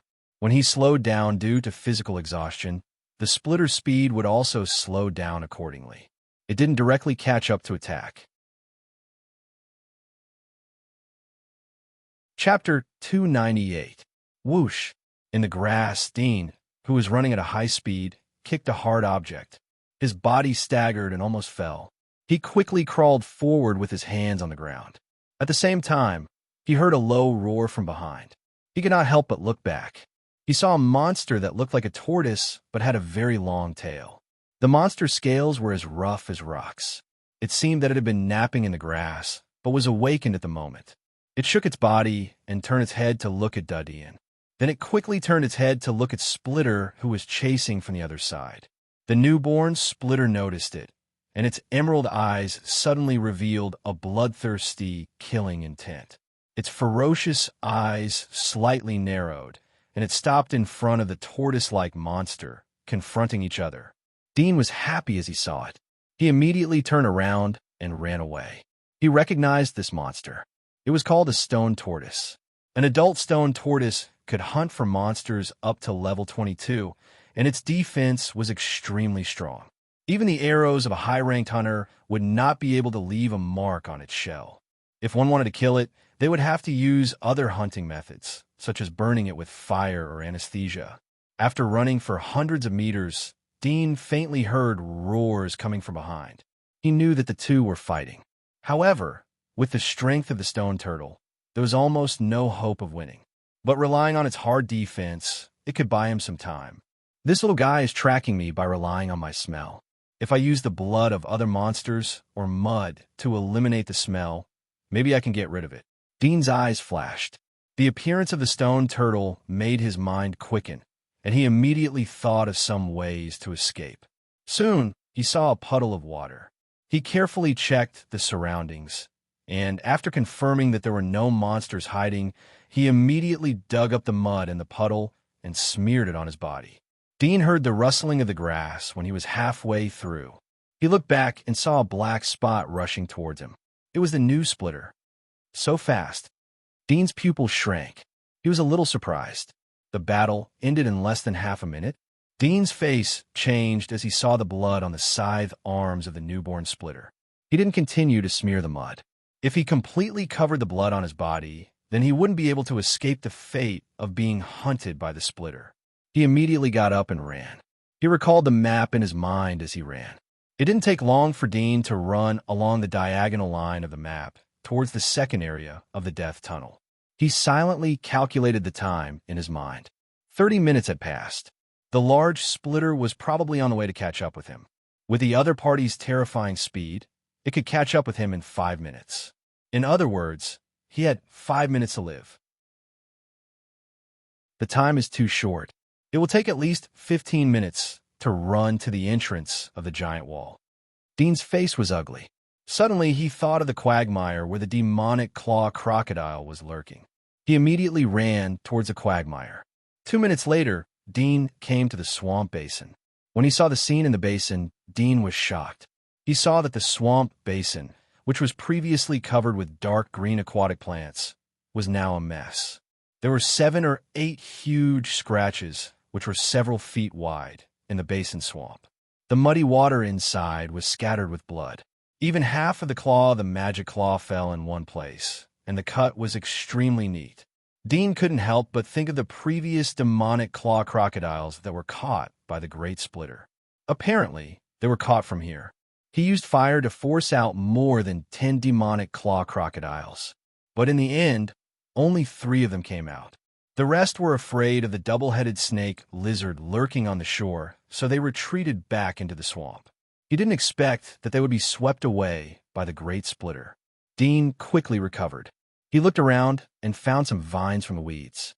He pulled them up and tore them off. He ran to the other side of a collapsed boulder. He wrapped the vines around it and held the other side. He ran around the basin swamp until he reached the opposite side of the boulder. At this time, the new splitter also caught up. It saw Dean and suddenly hissed and rushed over. There was a trace of a low growl in its voice. Dean saw the splitter and waited for it to catch up to about 5 meters. He quickly pulled the vines and rushed into the basin swamp. After 7 or 8 steps, the soles of Dean's feet were suddenly covered with mud, and his speed was sharply reduced. With every step he took, he sank a few inches into the swamp. As he lifted his foot, his other foot also sank deeper. He flipped back and forth. When he took 16 or 17 steps, he could no longer run fast. His feet had sunk to his knees. He quickly grabbed the vines, and with one hand in the shape of a palm, he crawled in the quagmire, struggling to move forward. Hiss! A low cry with a trace of fear came from behind. Dean looked back and saw that the new splitter had caught up with him. Its body had also sunk into the basin swamp. Its huge body and sharp scythe arms caused it to sink faster than him. Dean breathed a sigh of relief and quickly climbed forward.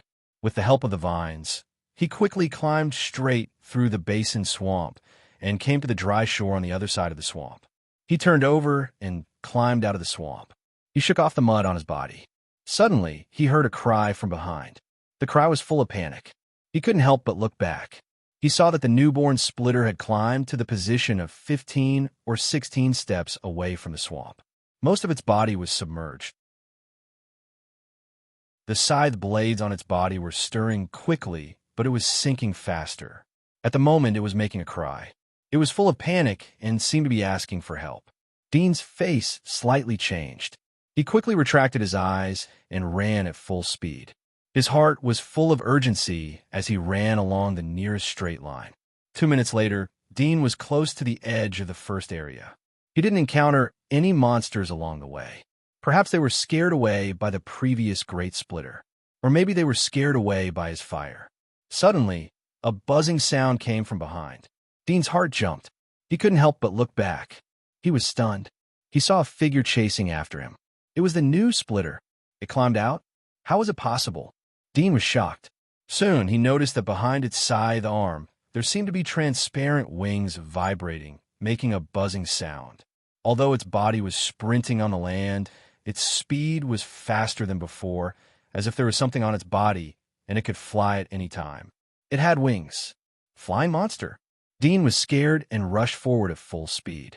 The newborn splitter caught up with Dean and walked side by side with him. It hissed as if it was greeting him under the protection of the scythe and the armor. Dean was relieved to see that it didn't have any intention to attack him. He ran all the way. At the same time, he was vigilant in case it suddenly pounced on him. After all, the behavior of monsters was unpredictable. The thin, transparent wings on the back of the new splitter's scythe arms were vibrating rapidly, like the wings of an insect. The mud on the surface of the scythe had already been shaken off by the vibrations. The speed of the splitter easily surpassed Dean as it ran in front of him. However, it quickly circled around Dean and ran in front of him at a fast speed. Dean had a headache. He was angry but didn't dare to speak. He wanted to kick it away. After running for 7 or 8 minutes, Dean finally arrived in front of the giant wall. He was relieved. He didn't expect that the Great Splitter hadn't caught up yet. It was even later than he had predicted. Perhaps it was because it returned to the cave later than before. It didn't take 30 minutes, but 40 minutes or even longer. However, Dean didn't dare to stay here. He didn't want to be killed at the door. He quickly lifted the floor and drilled into the hole. Hiss! The new splitter saw this scene and quickly chased after him. It seemed quite anxious. Dean didn't dare to let it in. He quickly pulled down the iron plate and locked it. Bang! Bang! The heavy iron plate was put down. Violent knocking sounds echoed from above. Dean's face turned ugly. He was about to turn around and leave the passage. But he suddenly thought that if the great splitter caught up and saw the little guy, it would be aware of the abnormality inside the iron plate. Once it attacked, the iron plate would be cut off. As a result, the secret passage would be exposed in front of them. If the great splitter drilled into the giant wall from here, the entire outer wall will become its dining table. Dean's eyes flashed. Although other people's life and death have nothing to do with me, but there is likely to be a way to deal with this monster in the inner wall. If they capture the great splitter, then the benefits won't come to me. He hesitated as he thought of this. If other people knew Dean's thoughts at the moment, then they would vomit blood. He had just resolved the crisis, but now he wanted to kill the great splitter in the future. It was simply reckless. Dean thought for a moment. I have to take the risk. Now that he was in the passage, his life guarantee had greatly improved. The first thing that came to his mind was to find a way to kill the great splitter. After all, it was a legendary monster. The difficulty of finding it was 10 times or even dozens of times higher than killing it. Such a rare monster was hard to encounter in decades. If it broke into the giant wall, then it was bound to be besieged and hunted down. After all, no matter how strong it was fighting alone. Moreover, Dean believed that since the inner wall was able to evaluate such a monster, it meant that they had captured it before. Or perhaps scouts had secretly observed it. Even if there was no way to suppress it, then they could rely on human tactics to kill it. Dean didn't believe that the entire giant wall of Sylvia would be destroyed by a single monster. If so, then it wouldn't be able to survive for 300 years. Chapter 299. Dudian clenched his teeth as he heard the sound of the impact. He lifted the iron plate with both hands and opened a gap. Just as a crack appeared on the iron plate, several sharp sickle blades suddenly pierced through, and the iron plate was immediately pried open, revealing the ferocious appearance of the newborn splitter. Seeing that the iron plate was finally open, it seemed a little excited and immediately drilled down. Dean quickly retreated and looked at it vigilantly. The newborn splitter drilled into the passage. Dean slowly retreated. The newborn splitter looked at it as it slowly moved forward. Dean came to the other end of the passage in front of the iron plate. He took off the iron lock that was not retracted. He slowly pushed the iron plate to a gap, revealing a glimmer of light to shine in. Dean looked back and saw the new splitter coming towards him. Its sharp scythe could cut him in half in an instant.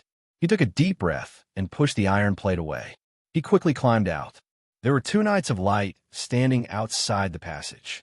The 2 Knights of Light had noticed the movement of the iron plate. They looked back and were stunned to see Dean's naked upper body rushing out. The next moment, they saw the terrifying figure that followed Dean. Their pupils dilated and their faces turned pale. They were stunned on the spot. Dean climbed out of the iron plate and quickly went to the backside of the iron plate. He saw the newborn splitter rushing out of the passage. It was attracted by the 2 Knights of Light. It screamed excitedly and rushed towards them. Dean immediately slipped back into the passage. He ran to the other end of the wall and pulled down the iron plate. He thought that the smell of the newborn splitter might remain in the vicinity. He pulled out the weeds near the iron plate and dug out some mud. He crushed the weeds so that the juice would diffuse the smell and interfere with the residual smell in the air. Although he didn't know what the effect would be, but a little bit was a good thing. Dean returned to the passage and locked the iron plate.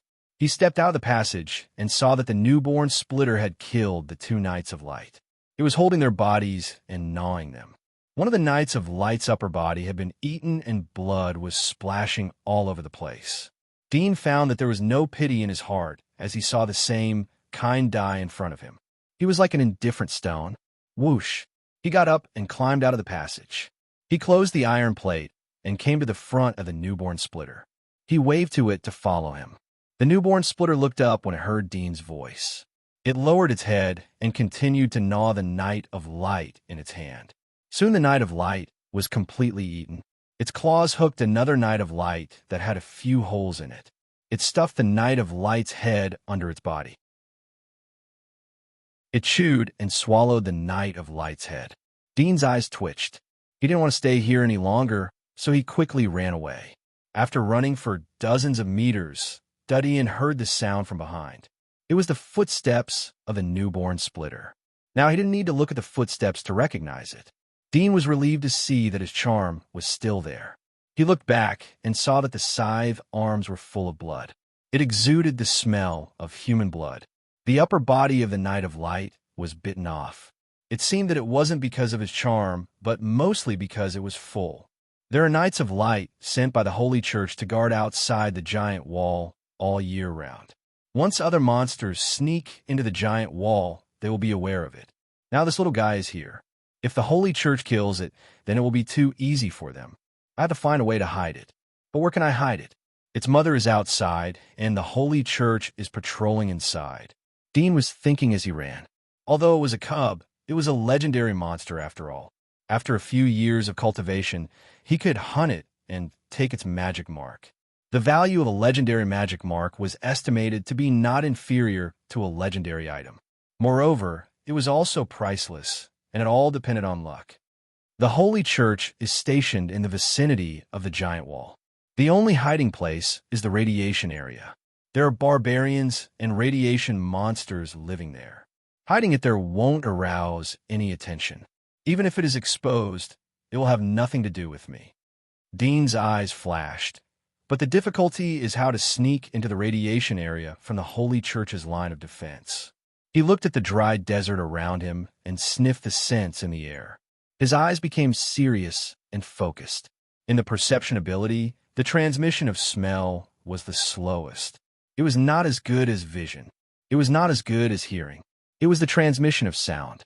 But the sense of smell was the furthest perception. As the smell drifted, it continued to volatilize. It could sense things within dozens of miles. Moreover, it could trace the source of the smell and find the object that emitted the smell. Although the smell would be blown away by the wind, the smell was sticky. This was the reason why the hounds could rely on the smell to track the escaped prisoners. Dean smelled the mottled odors floating in the desert. If it was an ordinary person, he would not be able to smell anything. But Dean's olfactory cells could distinguish millions of different smells. He had a high analytical ability. He could find the smell he wanted from many mixed smells. He was like a human hound, but his nose was more sensitive than most of the hounds. Soon, Dean smelled the smell of the previous Knights of Light. There were several directions. He followed the smell in front of him. After a moment, Dean saw a fortress with the flag of the Holy Church on it. Dean turned around and ran parallel to the fortress. He wanted to see the distance between the fortresses. It would be the easiest to sneak through the fortresses. Moreover, he had to be fast. If the Knights of Light had the ability to smell, then sooner or later they would be detected by the Knights of Light. However, just as he turned around, a figure suddenly rushed out from behind him. Dean was stunned as he looked back. He saw that the new splitter had rushed out towards the fortress. Damn! Dean's face changed. He wanted to catch up and stop the splitter, but he decisively gave up as he saw the speed of the splitter. He turned around and found a cover. The people in the fortress are dead. The Holy Church will definitely send people to check. They will find out that it was the work of the monsters. They will go all out to search. While searching, they will definitely send Knights of Light with perception ability over. At present, the best detection and tracking ability is the sense of smell, as well as things like homologous insects. At that time, they will even find me. His expression changed for a while, and he immediately thought of something. He had the ability of smell, so he knew how to cover up his scent and how to prevent scent tracking. His only worry was that the other party would use other unknown methods to track him, and that would be impossible to guard against. While he was thinking, the newborn splitter had already rushed to the front of the stronghold of the Radiant Church. The Knights of Light on duty on the stronghold immediately saw this terrifying figure enter the range of their binoculars. Immediately, the Knights of Light rang the bell. The speed of the newborn splitter was extremely fast. When the bell rang above the stronghold, it had already rushed to the front of the stronghold. Attracted by the loud and clear bell, it immediately pounced on the radiant knight who pulled the bell. Its scythe-like arms danced and instantly cut the radiant knight into several pieces. The new splitter started to chew after killing the Knight of Light. Obviously, the chase had consumed a lot of physical energy. It was very hungry.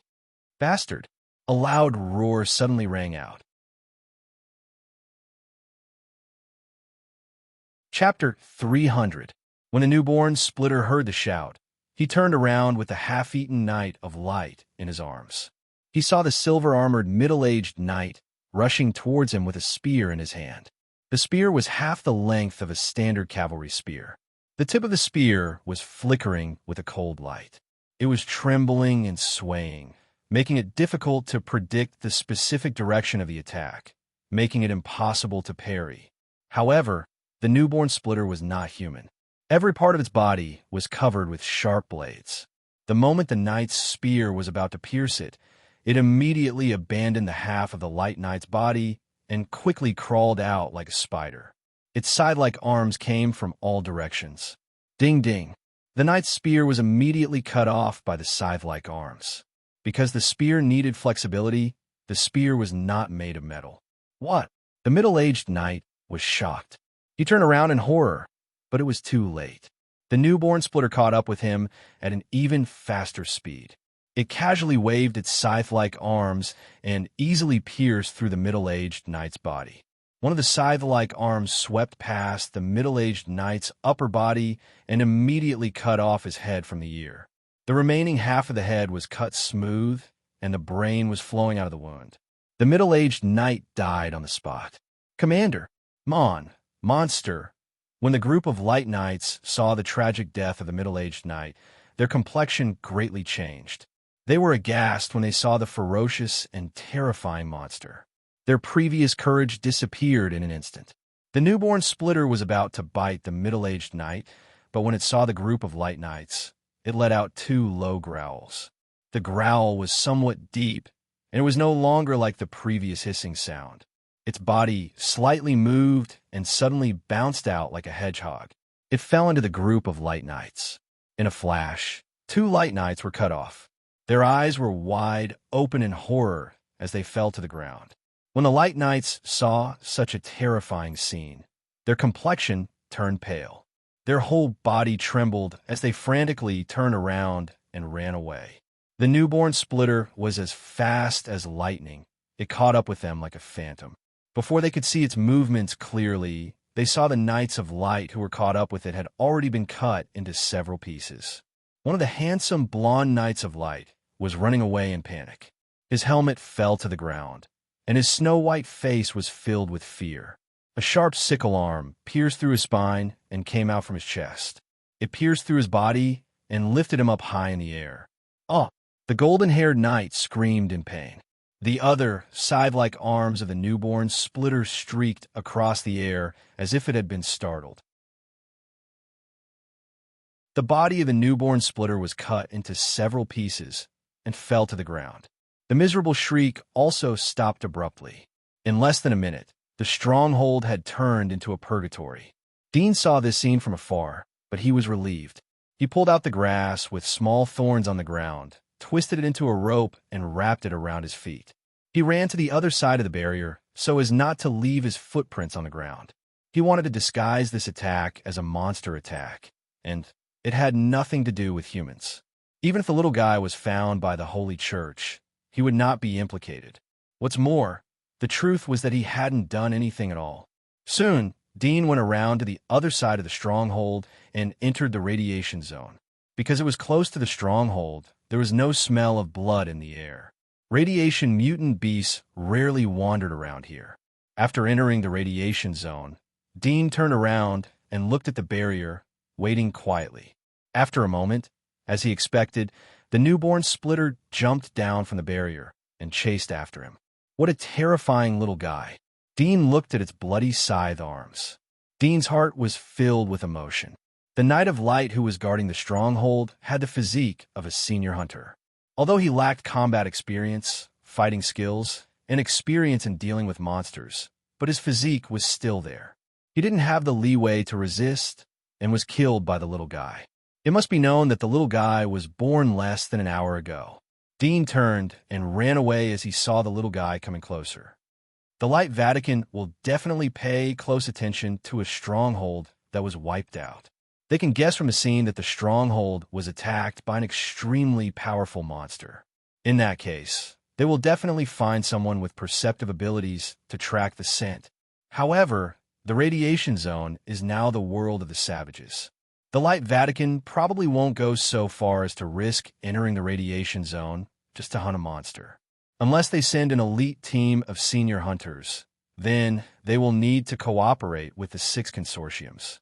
The Knights of Light of the Holy Church aren't responsible for fighting with the monsters.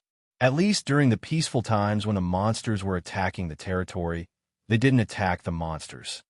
There aren't many senior hunters in the 6 consortiums. At least, there are only a few senior hunters on the surface. I don't know if there are any in the dark. But anyway, as long as we go deep into the radiation zone, the possibility of them tracking us is not high. At the same time, Dean glanced at the new hunter who was running beside him. This little guy was really good at making trouble for him. Hiss! Running to a grassland, a dark green, poisonous snake suddenly jumped out of the grass. The color of its body was exactly the same as the grass. Dean's reaction was quick. He was about to make a move, but he didn't raise his hand when he felt a strong wind passing by. The next moment, the snake's body was cut off from the middle. The snake's head was still trying to bite him. Whoosh! The new splitter jumped up and pounced on the snake. Its mouth, under its abdomen, bit the snake and fell on the other side of the grass. Dean glanced at it. He didn't expect the little guy's digestive ability to be so fast. He had a full meal in the stronghold, but now was hungry again after only half an hour. Dean ran for another 7 or 8 minutes. Suddenly, he saw a vague outline of a building in the lush woods under the mountains in front of the grassland. He was startled and suddenly thought of a possibility. Is it the barbarian's house? His heart pounded as he thought of this. He had never seen the savage who claimed to be an ancestor. It was impossible to say that he wasn't curious. The towering giant wall and the various details made him puzzled. The last time he heard Old Fooling talk about the origin of the savage, he had a lot of speculations, especially when he saw the dagger. There was a creepy feeling in his heart. Dean didn't take a detour and didn't stop. He lowered his body and quietly ran over to take a look. He wanted to sneak closer, but the new splitter didn't care about him. It ran side by side with him. Perhaps it thought that Dean's speed was too slow. It ran around him in circles. It looked very cheerful. Dean smiled in his heart. He didn't dare to say anything, although the little guy didn't show any hostility towards him. But who could predict the changes in the monster's character? It could be fine a second ago, but it could eat you the next second. Soon after, he arrived in front of the forest at the foot of this mountain. He was on guard against the possible attacks of the newborn splitters while sizing up the building behind the forest. Now that he was closer, he immediately discovered that he wasn't mistaken. There was indeed a building in the depths of the forest. Moreover, its style and material were completely different from the houses in the residential area. It was a bit like a concrete building from the olden era. Dean slowly and cautiously went into the woods. The newborn splitter swaggered in. When it was in high spirits, it casually waved its scythe-like arms and cut down some medium-sized trees. The tree trunks fell down and pressed on other small trees. It was extremely conspicuous in the quiet forest. Dean was speechless when he saw such a big movement. Looking at it walking around and cutting down trees, he had a headache and wanted to kick it to death. Chapter 301. When Dean came to the front of the building, he saw that the building had long been a desolate ruin. Lush vines from the windowsill, the door and other places, like a green viper, covered most of the building. Concrete. Dean was startled as he saw the rough cement on the surface of the building. The style of the building was very similar to the houses of the old era. It looked like a small bungalow. However, the color of the cement and the degree of damage on the walls were not as bad as the outside of the wall. It was built by the barbarians? Old Feline said that the barbarians drank blood. How do they know how to build such a building? Dean was puzzled. Is it the place where the survivors of the catastrophe lived 300 years ago? The descendants of those people all lived here and then left 50 years ago? If a building had been inhabited for more than 200 years, then it was possible to preserve it in good condition. Dean was surprised as he looked at the building hidden in the depths of the woods. He was alarmed when he heard the sound of Splitter approaching. He was relieved as he saw that Splitter didn't have any intention to attack. He stepped on the weeds on the ground and entered the familiar style of the building. Squeak! The door of the building was slowly pushed open and the dust fell. The whole building seemed to be on the verge of collapse. Dean looked around and found some rusty iron locks and animal traps in the room. In addition, there were some simple furniture and beds. Clothes were scattered on the floor, and the furniture was overturned on the ground. It was a mess. It seemed that the owner of the house had turned over the house after he left. Dudian walked in step by step. He pushed open the doors and looked at the rooms inside. Some rooms were empty, without any belongings. They were occupied by moss and vines. There were a few snakes in the corner. When they heard the sound of the door opening, the snakes seemed to know that he was a dangerous existence. They immediately shrank into the gaps in the corners and drilled into the snake hole. Dean retracted his gaze and left the room. He continued to walk into the building. Bang! The new splitter came in from behind. Its huge body collapsed the door frame. Dean looked back, worried that it would run around and destroy the weak house, burying him alive. He quickly looked around, but didn't see anything strange, so he immediately turned around and left. Bang! At this moment, Dean returned to the living room and was ready to leave. The splitter's body sank and fell down. The ground under its feet was empty. Is there a basement? Dudian was startled. He quickly rushed over and looked inside. The pitch-black underground did not affect his vision, and he immediately saw a scene that stunned him. There was actually a secret room below, and on the walls of the secret room, there were all kinds of experimental tools and some sharp weapons. In addition, there were also a few huge experimental tables. Secret laboratory? Dean was startled. He hesitated for a moment, but jumped down from the edge of the hole. He landed next to the new splitter. He opened up a distance from it and looked around. He found that the inside was extremely spacious. It had a diameter of more than 300 square meters. It was equivalent to a small basketball court. Moreover, there seemed to be a corner in front of him that wasn't sealed. Dean was not in a hurry to check, but looked around. He saw two experimental tables stained with dried blood. The experimental tables were slanted, and there was a dent of about 20 centimeters on the edge of one of the tables. It seemed that something had hit it, and the steel pipe on the edge of the metal table was pressed into an arc. His nose sniffed and smelled another experiment table covered with a white cloth. It exuded a faint, rotten smell and the stench of bones. He was familiar with this smell. It was similar to the monster skeletons that could be seen everywhere in the ruins outside the giant wall. Dean's eyes were dignified. He stepped forward and pulled the white cloth off the table. Crash! The white cloth fell to the ground. The thing on the platform was revealed in front of him. It turned out to be a human skeleton. Dean's eyes flashed as he looked at the human skeleton. The height and shape of the skeleton were no different from an ordinary human. The only difference was that there were two extremely sharp teeth in the mouth of the skeleton. They were much sharper than the general canine teeth. They were about the length of a finger. It was not difficult to imagine the appearance of the skeleton when it was alive. The fangs would reach the chin from a mouth. Fang people. Dean frowned. He felt that he had strayed into a dark secret. This secret was either related to the virus outside the giant wall or the barbarians. He carefully looked at the skeleton. Except for the fangs, there were no other characteristics. He immediately memorized the characteristics in his mind. He turned around and looked at the other parts of the laboratory. There was a row of huge glass jars. It was often used by biologists to soak biological tissues. The smell of formalin was exuding from the jars. Two of the jars were broken. There was only light green water inside. It was obvious that the water had long been contaminated. The rest of the jars were soaked with tongues, hearts, and other parts. There was even a skin soaked in one of the jars. It was the skin of a human face. Dean slightly frowned. After looking around, he slowly walked towards a corner in front of him. It seemed that the new splitter was quite hungry. It stood in front of the jars and didn't take any action. It seemed that it was sniffing the quality of the food. It paused for a moment and turned away. It didn't touch the things inside the jars. It followed behind Dean. Its side-like arms gently rubbed against each other. Dean looked back at the splitter and quickened his pace a little. He didn't want to arouse the beastly nature of the splitter in this dark environment. Soon, Dean came to the corner and saw a corridor leading to another room.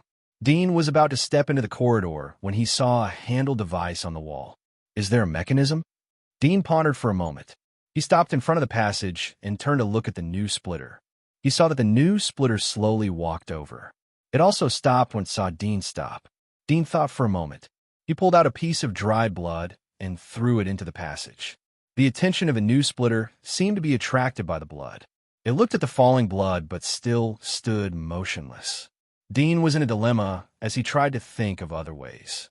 At this time, the new splitter slowly moved forward and entered the passage. Dean's eyes lit up. He quickly grabbed the handle on the wall and pulled it down. Gotcha! Suddenly, the sound of gears turning echoed. A huge iron cage fell from the passage. The position of the cage didn't completely match the place where the new splitter was standing. The edge of the cage pressed against the scythe-like arms of the new splitter. The scythe-like arms shrank back in lightning speed due to the pain. The cage fell to the ground. The new splitter was locked inside. Chapter 302. However, this pleasant surprise was fleeting. The newborn splitter was suddenly trapped by the iron cage. As if it was frightened, it angrily swung its scythe-like arms. With several sharp, clanging sounds, the iron cage suddenly broke. Dean's mouth twitched. He knew that he was thinking too much. He slowly retreated so that the latter wouldn't vent its anger on him. However, the newborn splitter obviously did not vent its anger on him. After cutting off the iron cage, it turned around. After seeing that there was no more movement, it walked into the passage. Dean breathed a sigh of relief and followed into the passage. Soon, he came to a spacious laboratory inside the passage. It seemed to be a storage room. There were several dusty shelves on the ground, but the goods on them had been swept away. He looked around and saw a table covered with cobwebs. It looked like a desk, and there was an oil lamp on it. Dean casually opened a drawer under the desk, and a black snake suddenly jumped out. Dean stretched out his hand like lightning and pinched it. His other hand grabbed the snake's tail and pulled it. Bang! The snake was torn into two pieces and thrown to the other side of the wall. The new splitter smelled the blood and rushed over to eat it. Dean opened another drawer and saw a book with a black cover. There were several strange characters on it. They were similar to the giant wall, but there were some differences. Dean picked it up and looked at it. There were many words written on it, but he didn't know any of them. It's not English or Chinese. Is it the characters of other countries? Dean frowned as he turned a few pages. He put away the book. He would go back to see if there were any records of such characters in the super chip. Dean put away the book and glanced around. He saw that there was nothing left. He was slightly disappointed. He looked at the new splitter and saw that it was looking at him. It gently rubbed its scythe arm. Dean had some scruples in his heart. I have to find a way to trap this little guy. I can't kill it, but I don't have the conditions to trap it. If I can communicate with Old Feline, then I can build a cage and lock it inside. But I can't contact Old Feline for the time being. I have to get out of here as soon as possible. I have to help this little guy hunt, or it will be hungry and will likely hunt its own kind. Thinking of this, he sighed in his heart and rubbed his fingers, thinking of a solution. Dean sighed. He could only choose a compromise. It was impossible to trap the newborn splitter, although he wanted to take it as his own, but the conditions didn't allow him to do so. He could only temporarily release it. With the Holy Church's hunting ability, they won't be able to find it so quickly. Even if they find it, it will be very difficult to kill it. I just need to find it before the Holy Church. If I'm unlucky and the Holy Church finds it first, then I can only hunt the big guy outside the giant wall. Dean secretly made up his mind. although he knew that it was a bit self-comforting, but at the moment he could only do so. He took a deep look at the newborn splitter, who seemed to be dozing off. He picked up the book and slowly bypassed it, returning from the passage. Before it could catch up with him, he quickly jumped out of the underground laboratory and ran out of the building. Bang! The new splitter also jumped out of the basement. But as soon as it climbed out, it crushed the ground and fell back into it. Dean took the opportunity and quickly ran in one direction. After a few minutes, he heard a rustling sound behind him. He looked back and saw the new splitter chasing after him. Dean wasn't surprised. It was difficult for him to win against the latter by speed alone, but it was different with the help of the terrain. Soon, a wild wolf appeared in front of him. After a long period of radiation mutation, this wild wolf's physique was extremely large, like a calf. Its hair was wet and stuck to its body, and its body constantly secreted stinky sweat. The mutated wolf saw Dean and immediately howled and rushed over. Dean pounced on it head-on. The moment it jumped, he punched its jaw. Bang!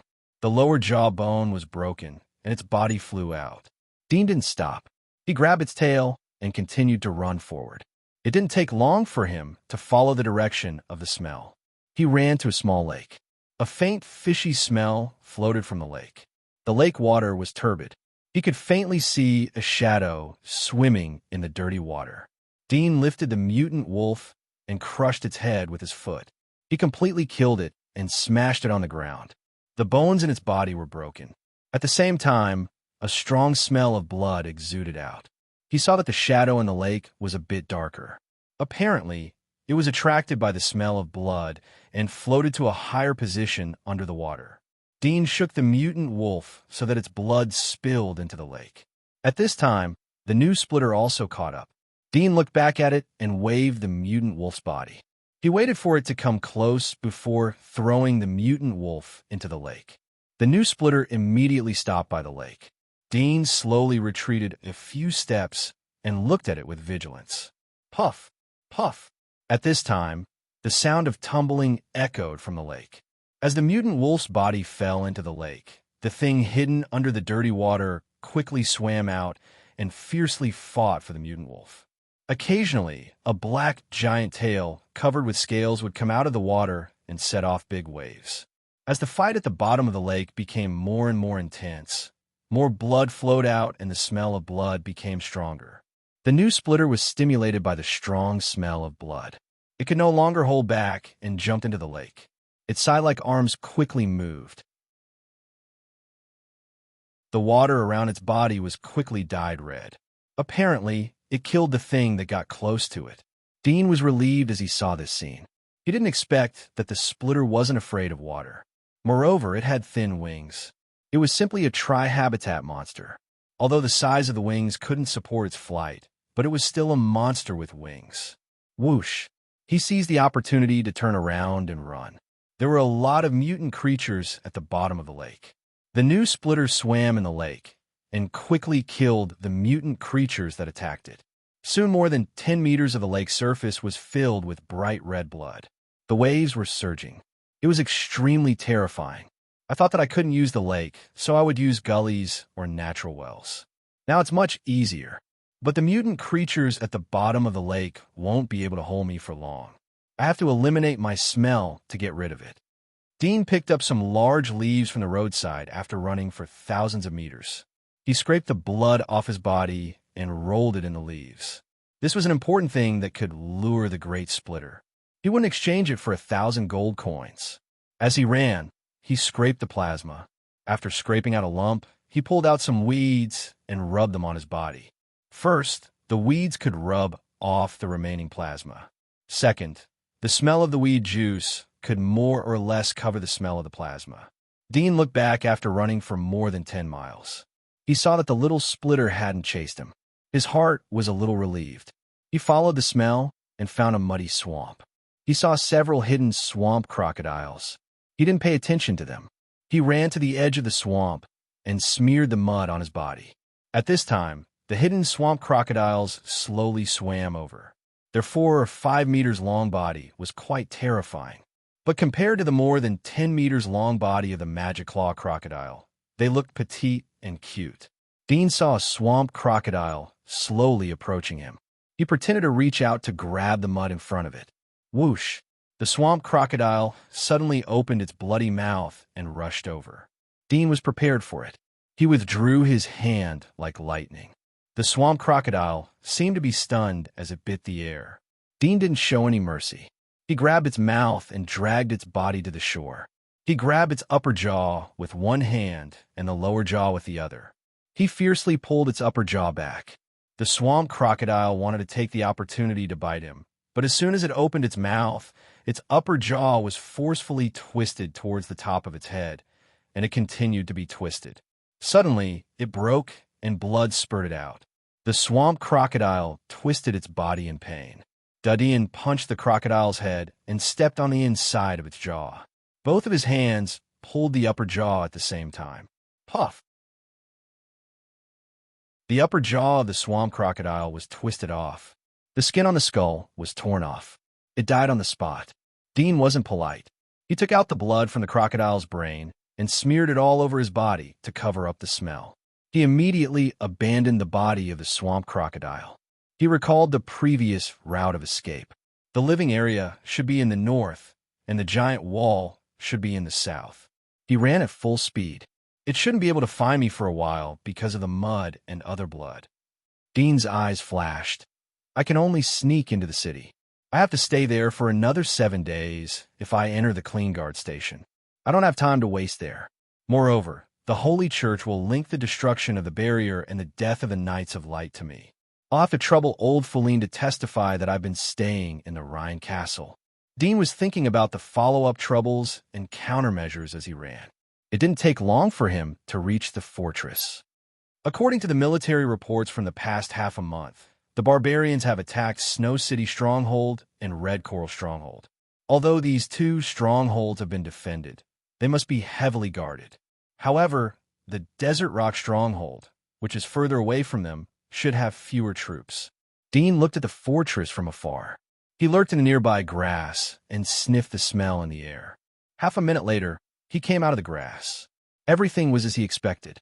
He lowered his body and lurked in the middle of the fortress where there was less smell.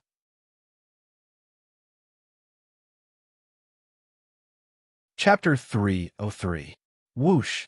It was almost dusk, and the setting sun was shining on the towering rock walls of the fortress. Dean was like a gecko as he climbed along the wall.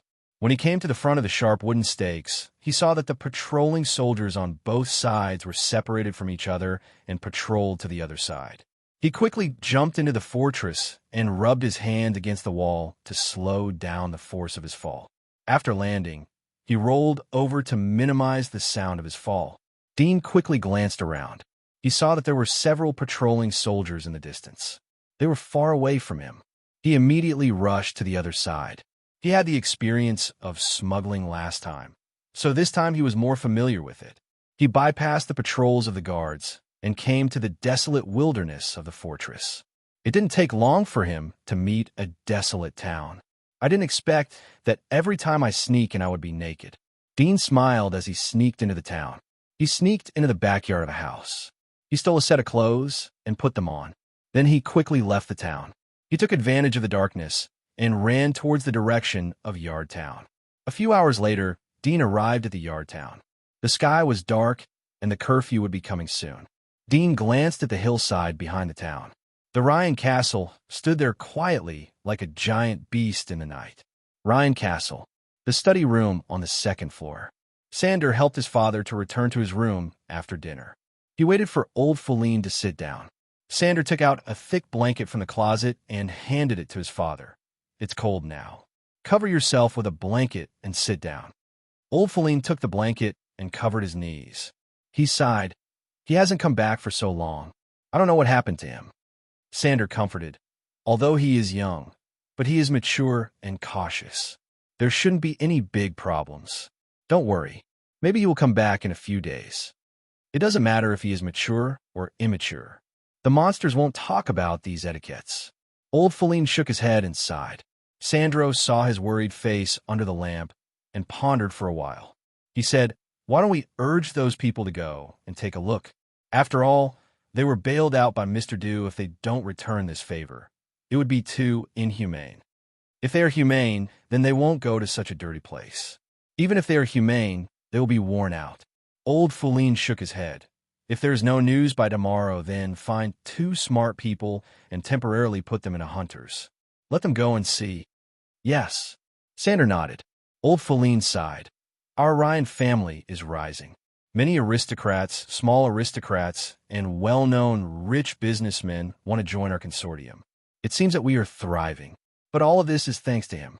If we didn't have his identity as an architect, then it wouldn't take long for the Ryan family to return to its original state. Sander was silent for a moment. Father, we can't rely on him for everything. If he had an accident in the future, wouldn't our whole family decline? Old Feline stared at him. If we don't rise, then how can we talk about decline? I don't want to hear you mention it again in the future. Sander's face slightly changed as he saw his father's anger. Father, I know I was wrong. Old Feline slowly recovered his eyes as he saw his father bow his head and apologize. He looked at the burning oil lamp and fell into deep thoughts. His weather-beaten eyes reflected the flames of the lamp. Whoosh! After a moment, a slight sound echoed from outside the window. Old Feline and Sander were surprised. They looked up and saw a figure dressed like a farmer enter the room. Sander was about to call out assassin, but he was stunned as he saw the appearance of the person. What? Don't you recognize me after changing clothes? Dean smiled as he came to the table and sat down. He looked at Old Feline. I made you worry. Did anything happen while I was outside the giant wall? Old Feline looked at him. He sighed and smiled. It's good that you're back. I thought. The Mellon family didn't make any movement. I don't know what they are plotting. We don't have any spies. The intelligence is too weak. Dean frowned and thoughtfully nodded. What about the little guys that I brought back? Little guys? Old Feline smiled as he heard Dean's name. They aren't little. One of them is almost as old as me. I've sent people to pay attention to them. Except for the butler Nicholas, the rest of them have been staying in the castle every day. They haven't gone out. Dean raised his eyebrows. What about the butler? Where did he go? He hasn't gone out either. He's been staying in your castle every day. Old Feline replied. Dean's mouth curved into a smile. I know. I came to nag you tonight. As you can see, I just came back from outside the giant wall. Moreover, I came back illegally. If the Holy Church investigates, you can help me as a witness. You came back illegally? Old Feline was surprised. You didn't go to the cleaners? Old Feline patted his head. Yes, I would have gotten the news if I had gone. Why did you come back illegally? Is there something that the Holy Church can't know about? Dean nodded. There was a bit of mess in the passage. When I came back, I found that a monster had broken through the passage and killed the Knights of Light. I was worried that they would misunderstand that I deliberately let the monster in. So I sneaked into the city so that they wouldn't misunderstand me. I wouldn't have any evidence to explain. Old Feline and Sander were surprised. They looked at each other. Old Feline asked, Are you hurt? Did the monster come in by mistake when it was chasing you? Dean shook his head and smiled. I found it when I came back. It's a coincidence that I can't explain it clearly. Old Feline looked at him. That's right. You are the architect of the Temple of Elements. Your credibility is very high. No one will doubt you if you say that you didn't do it. You don't have to take such risks in the future. Dean said, That's one of the reasons. The second reason is that I don't want to have any relationship with the hunters. Hunters will become my sideline. Even if I go outside the giant wall, I must do it in secret. You should know that the aristocracy discriminates against the hunters and look up to the architects. If I want to maximize the spread of my influence, then I must abandon one aspect. Of course, I can't say to abandon it, but to put it in the dark. Old Feline smiled. I know that you have other reasons. That is your main purpose. I don't need to worry about you. Every time you think about my concerns in advance, and do it. My personal suggestion is that you don't need to hunt anymore. You can rely on the money earned from the works to hire others to hunt. You don't need to take the risk yourself. Dean smiled. I know that there must be other reasons. That is your main purpose. You don't need to worry about it. My personal suggestion is that you don't need to hunt anymore. You can rely on the money earned from the works to hire others to hunt. There is no need to take the risk yourself.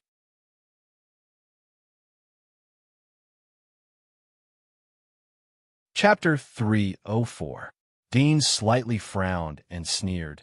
The Melon Consortium doesn't dare to attack the architect of the Temple of Elements. They want to use this roundabout way to weaken my prestige and influence in the aristocracy. They want to take advantage of the long-time rejection and disgust of hunters by the aristocracy. Yes, Old Foolin nodded, so we can't let them succeed. You will stay in the Temple of Elements and fight back against them. Dean shook his head. I don't have time to stay in the temple, but I have to go back to the Temple of Elements to buy some materials. I can solve this matter on the way. Old Foolin looked at him for a moment. All right, you handle this matter yourself. Dean nodded and got up. It's getting late. I'll go back first. If the temple comes to investigate, tell them that I've been here. All right, I'll handle this matter. Old Foolin agreed. Dean left the main entrance of the Rhine Castle under the escort of Old Foolin and Sandro. His sudden appearance surprised the other members and servants of the castle. They didn't know when the young man had appeared in the castle. It was curfew time when he returned to the yard town, but Dean was sitting in the carriage of the Rhine family. He was unimpeded all the way. After a few hours, he returned to his castle by the Moser River. There was a faint light on the second floor of the castle. Apparently, there were people who hadn't slept yet. There was a trace of coldness in Dean's eyes. The carriage stopped, and he got off. Two knights from the Rhine family recognized Dean. They didn't expect that the young master would come back late at night. They were surprised and quickly came forward to greet him. They opened the door of the castle for him. Dean entered the castle and opened the door of the hall. He saw that there were 2 oil lamps in the hall. The light was weak, and there was no one in the empty hall. He sat down at the table and looked at the guard. Call the butler and Ollie from the kitchen. The guard was nervous as he saw Dean's face. He replied, yes. After he finished speaking, he quickly ran up the stairs. A moment later, a series of hurried footsteps came from the second floor. The guard and Nicholas rushed over one after the other. Nicholas was standing on the second floor's handrail when he saw the familiar figure sitting in the hall. His expression changed slightly, but in the next moment, he put on a surprised smile and hurried forward, saying, Young master, you're back? Duddian glanced at him, but didn't care about the surprise on his face. He coldly said, Make me tea. Nicholas answered, Yes. He picked up the teapot and poured a cup of tea for Dean. Dean glanced at the tea and coldly said, There's no heat at all. How can this be called tea? Nicotine's expression changed slightly, but he quickly revealed an apologetic expression and said, It's this little one's fault. I'll go boil some water for you. After he finished speaking, he turned around and ran into the kitchen, just in time to run into the chef Ali, who came out from another side room. His face immediately became serious, and he shouted, Quickly go boil water. The young master is back. What are you dawdling for? After boiling water, cook some of the young master's favorite snow rabbit ribs. The chef, Ali, was a middle-aged man in his 30s. He had just been woken up from his sleep. Hearing the young master calling him, he put on his clothes and hurried over. When he heard Nicotine's words, he was startled for a moment. Then he quickly agreed and turned around to go to the kitchen. Ollie, come here. Duddian called out. Ollie was startled. He immediately stopped and looked at Nicotine. He quickly bypassed him and came to stand in front of Dean. Master, what do you want me to do? Dean didn't reply to him, but turned Nicotine. You go boil the water. I have something to do with Ollie. Nicotine's face slightly changed. He forced a smile. Yes. He turned and walked into the kitchen. Nicotine boiled the water after a while. Fortunately, he had been a butler since childhood, so he was very familiar with the work of the servants. Soon he returned to the hall with a pot of boiling water. The hall was dead silent. Alan was standing in front of Dean. Dean was sitting at the table. His fingers were gently tapping on the table. His face was calm and unfathomable. He felt a chill in his heart and smiled. Young master, the water is here. Dean nodded. Put it here. Go and call the others. Now. Nicotine was startled. Duddian looked at him and indifferently said, Why? Is it late? Nicholas quickly said, Not late, not late, I'll go now. Finished speaking, he quickly went upstairs. After a moment, Sergei, Gwyneth, and Jean came down from upstairs. They saw Dean sitting in the hall. Sergei and Gwyneth looked at each other. They saw the meaning in each other's eyes as they went down the stairs. Jean was the first to go downstairs. He was still wearing his pajamas. He looked at Dean in surprise. "You finally came back." "We thought." Suddenly he thought of something. He looked around and his face turned ugly. Old hand. Dean looked at him and whispered, "I try my best." He was unlucky. Jin's eyes turned red. "I don't blame you. It's just that his body—" Dean was silent. "There's no way to bring it back." Old Jean clenched his fists and lowered his head. "It's all my fault. I'm too weak. If I was stronger like Sergei, maybe I could have killed that thing." Dean looked at him, but didn't say anything. He turned to look at Sergei and Gwyneth. Sergei smiled as he saw Duddy. "I didn't expect you to be so lucky. We thought that you were taken away by a monster. We waited for you at the entrance for 3 days, but didn't see you come back.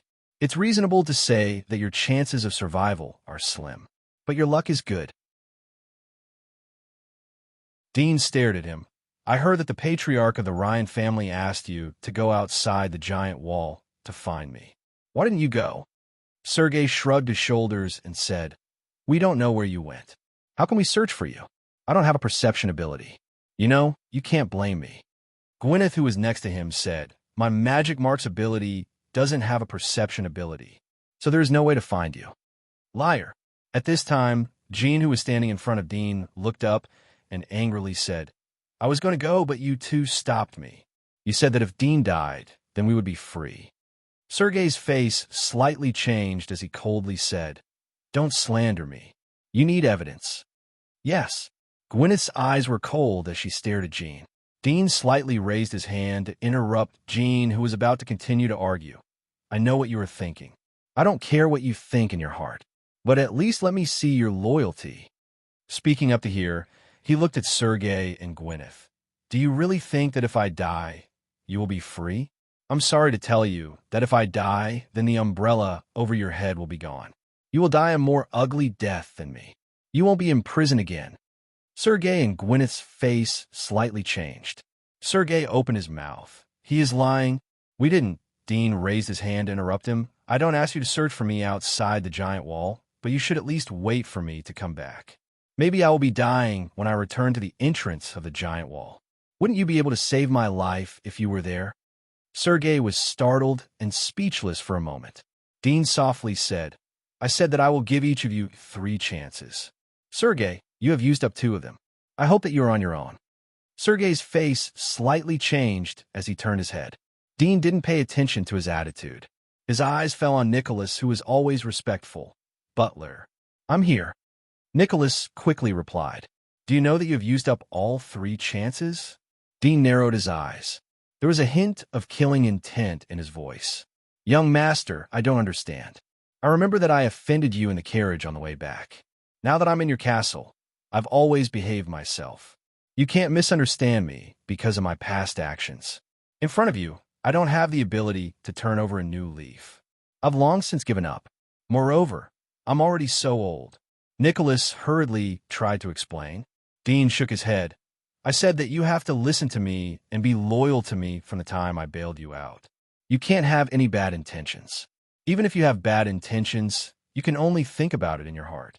Even if you do, then don't let me know. Unfortunately, your ability is too rough. To be honest, I'm very disappointed. I'm not disappointed that you betrayed me, but the process of betrayal. There are too many loopholes. It's hard to imagine how careless your previous master must have been to allow you to empty their treasury. Perhaps I've misjudged you." Nicholas was startled. Sergei and Gwyneth tilted their heads and looked at him. Sergei had a gloating smile on his face. He folded his arms and quietly watched the fight. "This lowly one doesn't understand. Please speak frankly, young master." Nicotine came back to his senses and said firmly.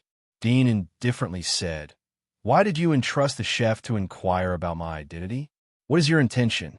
Nicholas couldn't help but look at the chef. "Master, he is slandering me."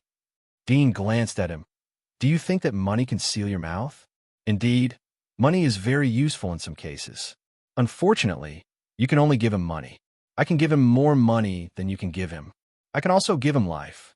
Tell me, Who's more important, your identity or my identity? I think that even a pig would know which side to stand on. Nicotine's expression immediately turned ugly. He lowered his head and said, "Young master, I know I was wrong. I just wanted to serve you better. You don't have to say these words." Dean indifferently said, "The third betrayal was when you searched for my things in my room. The fourth betrayal was when you secretly sent a letter to the Melon Consortium to inform me that I was going to hunt outside the giant wall." Nicholas hurriedly said, "It wasn't me. It really wasn't me. You can't slander me like that." Dean indifferently looked at him. "You should be glad that I'm very busy right now. I don't have time to deal with you. I've said that I'll make those who betray me cry. Since you're restless at home, then the next time we go hunting, you will come with me." Nicotine's expression changed as he hastily said, "Young master, you can't do this to me. I can't accept this. I like to make people unwilling." "Master, Dean raised his hand to interrupt him. He waved for Alan to retreat. He glanced at Sergei and Gwyneth. "You should also get ready and have a good rest. We will go outside the giant wall in 2 days." He turned to Jean. "You stay at home and hire a few servants. Remember to pick carefully. Don't let other consortiums get the news, and take the opportunity to send people in."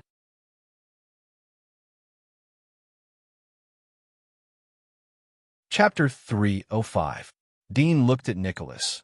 "Bring me the newspapers of the past few days." "Yes." Nicholas bowed his head and left in low spirits.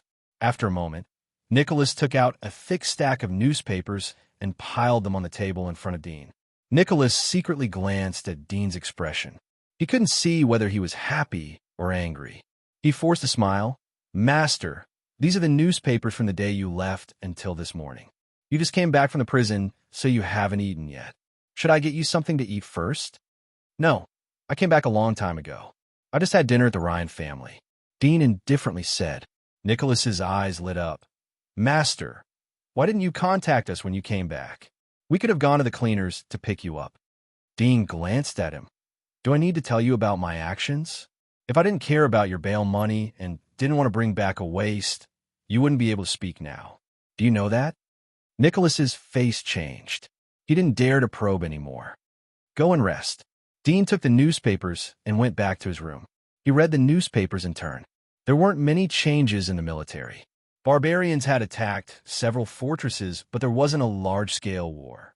As for the financial groups, all of them were developing their main industries and consolidating their business dynasties. In addition to consolidating their businesses, they also allocated a portion of their resources to the military. Clearly, they were taking advantage of the current chaotic period of war and wanted to use military supplies to make some extra money. There wasn't much movement from the Temple of Elements. But on the way, there was a sensational theory published by the lightning master Abyssal. Bioelectricity. There is the power of thunder in the body of a living creature. This must be the wealth of the god of light. If it can be guided, then it will produce a huge amount of power. Dean sneered as he glanced at the paper and the comments of all parties. The biomagnetic field had a great effect, but it needed to be used with the help of very advanced equipment. Moreover, it was far from what was written in the paper. We haven't entered the microscopic level yet, so we don't know about electrons and molecules, which are the components of the world. The road to the future is very long. If we want to conquer the monsters outside the giant wall and step out of the giant wall, then we must have the power to sweep away the monsters. But this power is not something that can be achieved by relying on human strength. Even if we evolve to the extreme, we could be comparable to the monsters, but only a few individuals. Father said that technology belongs to the masses and will always serve the masses. Only when the masses have the power to hunt the monsters can we sweep away the monsters. Dean's eyes lit up as he put away the newspaper. Dean sat on the chair and pondered for a moment. He went to the wardrobe and opened the secret compartment. He pulled out a brick from the back of the secret compartment. There was a very small C-shaped groove on the inside of the brick. He gently twisted the handle, and the wall next to him slowly rotated. A small dark compartment appeared. The space was very small, no more than 2 cubic meters. The super chip and the card reader were wrapped in different cloth. Even if someone found them, they wouldn't know how to use them. The card reader had fingerprint recognition. Dean took it out and sat on the bed to read the knowledge inside. The night passed. Dean put the card reader and the super chip back into the dark compartment. He also put the book he brought back into the dark compartment. He changed into clean clothes and went downstairs. He looked at Nicholas, who was waiting for him in the hall. "Prepare the car and pack breakfast. I'll eat on the road." Nicholas was startled. "What are you doing?" "I'm going to the temple." Dean looked at him and indifferently said, "Oh, master, wait a moment. I'll go and prepare everything for you." Nicholas nodded and turned around to prepare. His humble expression quickly darkened and a trace of disappointment flashed in his eyes. "Tell Sergei to go to the place where I bought steel last time and order another batch of steel. The quantity will be the same as last time." Dean took the breakfast and went out. He looked back at Nicholas. "If the steel doesn't arrive before I come back, then you and Sergei will be responsible for it." "Yes." Nicholas smiled. The carriage slowly moved away. Dean lifted the curtain. "Hurry up. Change the flag of the temple." The coachman was surprised, but quickly complied. He inserted the flag of the temple on the carriage. He whipped the horses and galloped away. After a moment, Dean arrived at the foot of the mountain where the headquarters of the Temple of Elements was located. The carriage went straight to the front of the temple under Dean's command. Dean jumped out of the carriage and glanced at the temple. Although it was early, but it was already 8 o'clock when he arrived. Many architects who lived in the headquarters of the temple had woken up and started to work. More than a dozen figures could be seen in the hall of the temple. Dean followed the stairs into the temple. He glanced around and found the trading desk.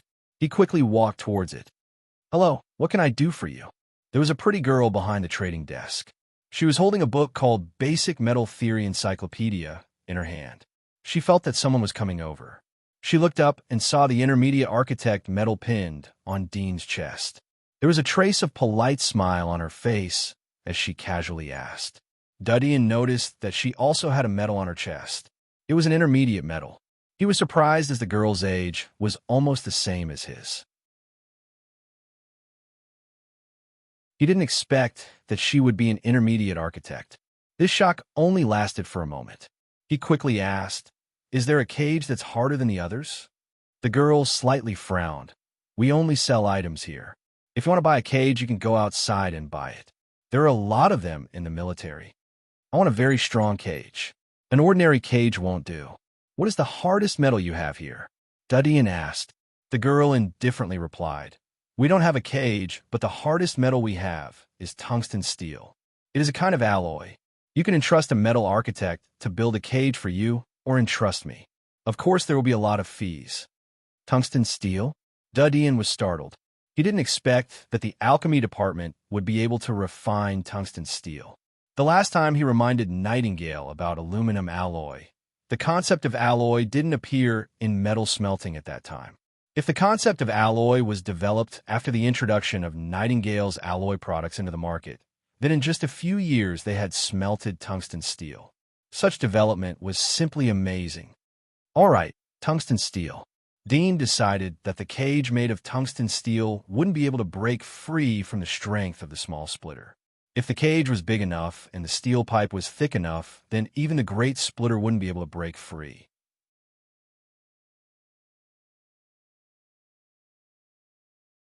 Chapter 306. How much is the price? Dean asked. The girl's tone was cold as she saw that Dean didn't know. Tungsten steel is a commercial invention. You can buy it with points or gold coins. If you buy it with points, then it will be 10 kilograms. If you buy it with gold coins, then it will be 7 gold coins for 10 kilograms.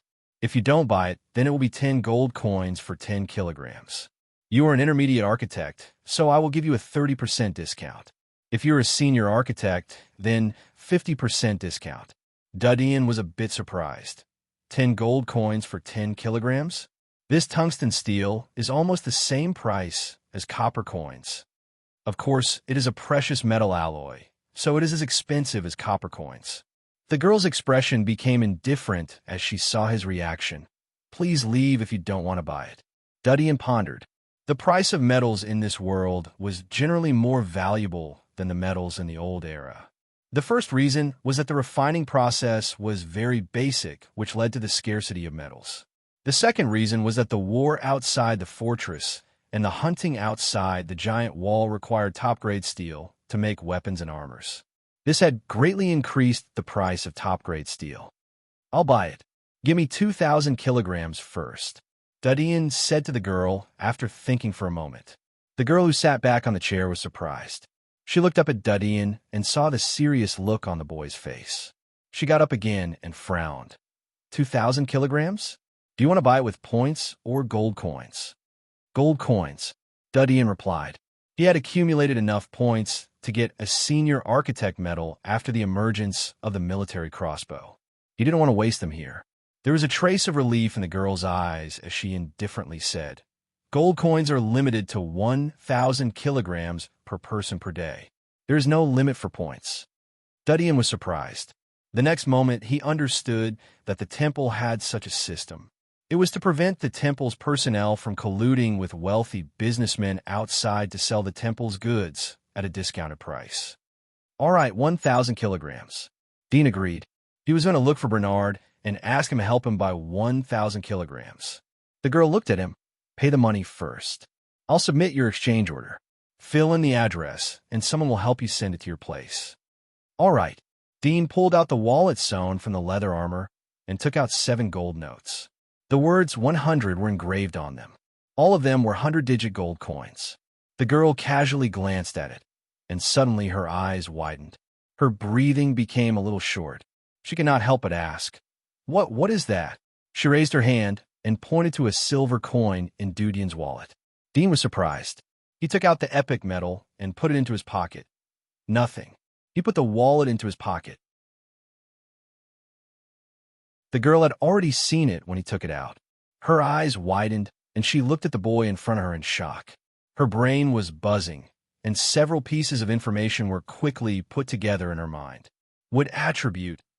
Intermediate Oracle, the youngest in history. She took a deep breath and looked up and down at Dean. Are you Mr. Dean?" There was a trace of helplessness in Dean's heart. He was in a hurry and didn't want to be entangled. He took out the order in front of her and wrote his name and the location of his castle. He handed the order to her. "I am in urgent need of this batch of things. Please help me deliver it quickly." The girl's eyes moved down to the order.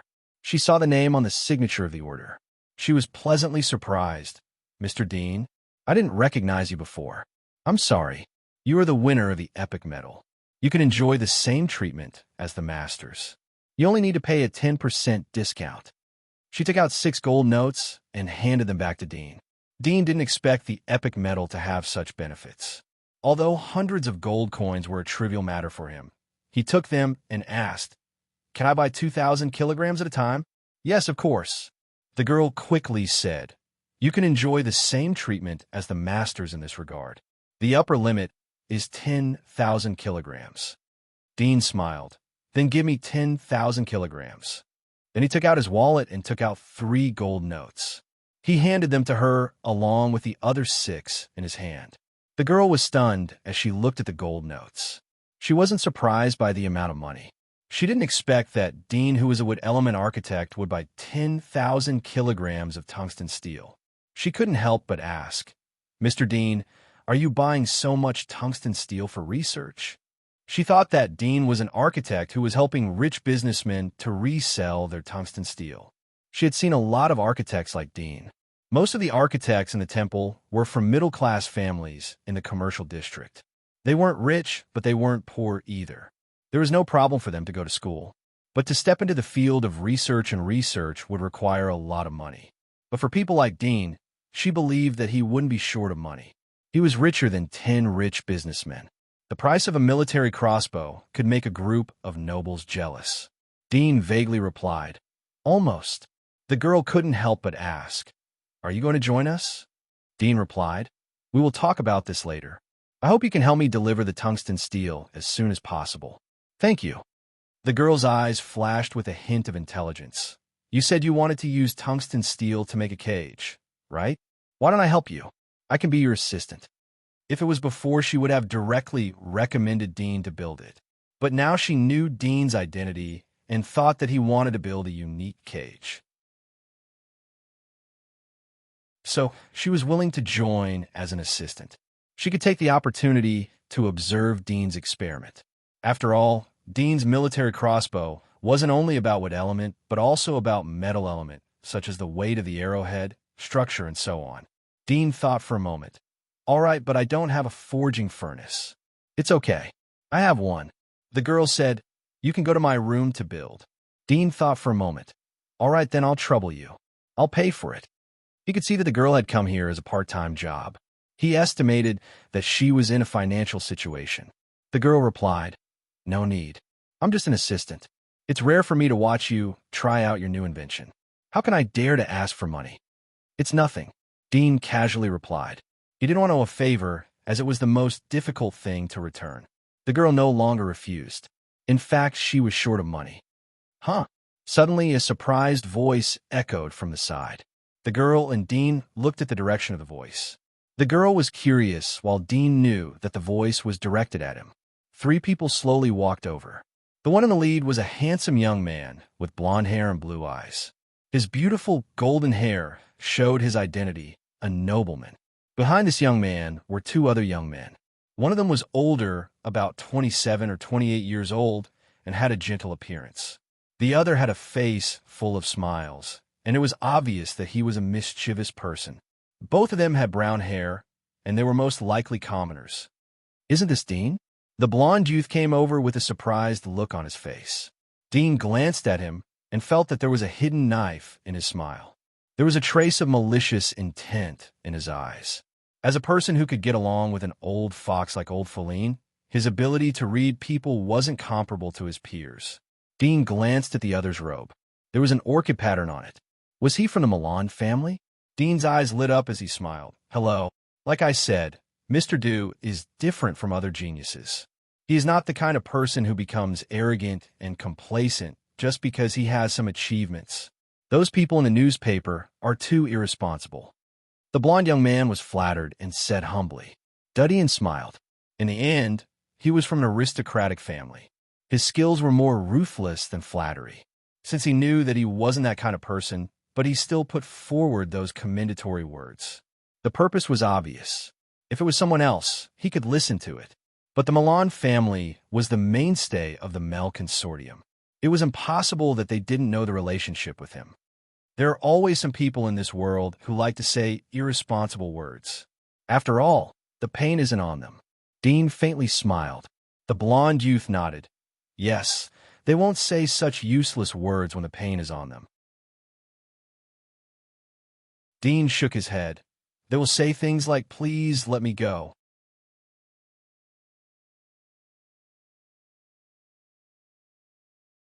Chapter 307. Mr. Dean is really humorous. The blond youth laughed twice. I heard that Mr. Dean is not only an architect, but also a hunter.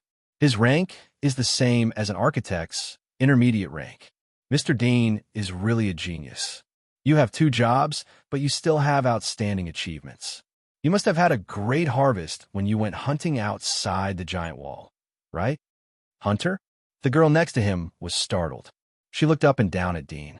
There was tension and scruples on her face. Dean faintly looked at the youth. Who told you that I went outside the giant wall? The blond youth laughed. I read it in the newspaper. It seems that it was misinformation. Newspapers are getting more and more unprofessional. It's not that the newspaper is unprofessional, but there are too many fools. Dean said in an indifferent tone. There's an old saying that rumors stop with the wise. I believe that you should have heard of it. After all, your Milan family is a great aristocratic family. Everyone in the family is a good person. You should understand this shallow knowledge.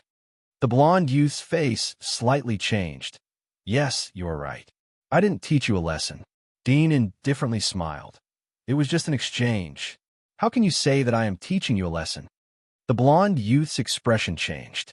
He lowered his head and said, You're right. I'm misunderstood. It's easy for you to misunderstand things. The newspaper misunderstood me.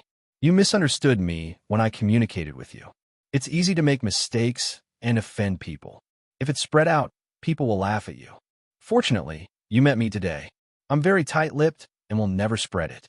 Dean coldly said. The golden-haired youth's expression changed slightly. He forced a smile and said, "Thank you." Dean didn't look at the blonde youth as he looked at the girl. "When will the materials arrive?" The girl responded, "It will take at least 2 hours." "All right, let's go to your room and prepare the tools." "Is that okay?" Dean asked. He was very anxious about this matter. The longer the splitter was, the more likely it would stir up trouble and be arrested by the Holy Church. "All right, I have no problem," the girl immediately replied. The blonde youth's eyes flashed as he heard their words. There was a look of surprise on his face. "Mr. Dean, are you going to make an invention? I didn't see your shadow in the temple, so I thought you went outside the giant wall." Dean indifferently said, "You don't have to repeatedly mention the Great Wall. Do you think I would go there with my identity? Are you trying to humiliate me?" The golden-haired youth didn't expect this youth to be so sharp with his words. His expression changed as he said, "I don't dare. I didn't mean to offend you. Please forgive me." Dean said to the girl, "Lead the way." "Well, please wait a moment. I'll send your order to the higher-ups first." She turned around and ran into the room behind the trading desk. Not long after, she returned with a mediocre-looking young man. "I'm leaving. I'll leave this place to you." The girl giggled at the young man. The young man said blankly, "All right." The girl came in front of Dean. "Shall we go?" Dean nodded and motioned her to lead the way. The blonde youth saw that Dean completely ignored him. There was a trace of anger in his eyes, but he tried to restrain himself. After the blonde youth left the temple with the girl, he put away the modest smile on his face. His face was expressionless as he clenched his fists in his sleeves. "Master Kedden, should we find someone to teach him a lesson? Break one of his arms while no one is around." A brown-haired youth whispered in the youth's ear. The blonde youth looked at him and said in a cold voice, "Didn't you hear what I just said? This kid is not only an architect, but also an intermediate hunter. You want to find someone to teach him a lesson? There are less than 50 people in the entire commercial district who can teach him a lesson. None of them are people we can invite. What are you going to do to teach him a lesson?" "So powerful?" The brown-haired youth was surprised. The blonde youth snorted. "The monsters that were brought back from outside the giant wall were killed by these monsters. They're all monsters. What do you know? You are a frog at the bottom of the well." The brown-haired youth's face changed. He scratched his head and forced a smile. "You are teaching me a lesson."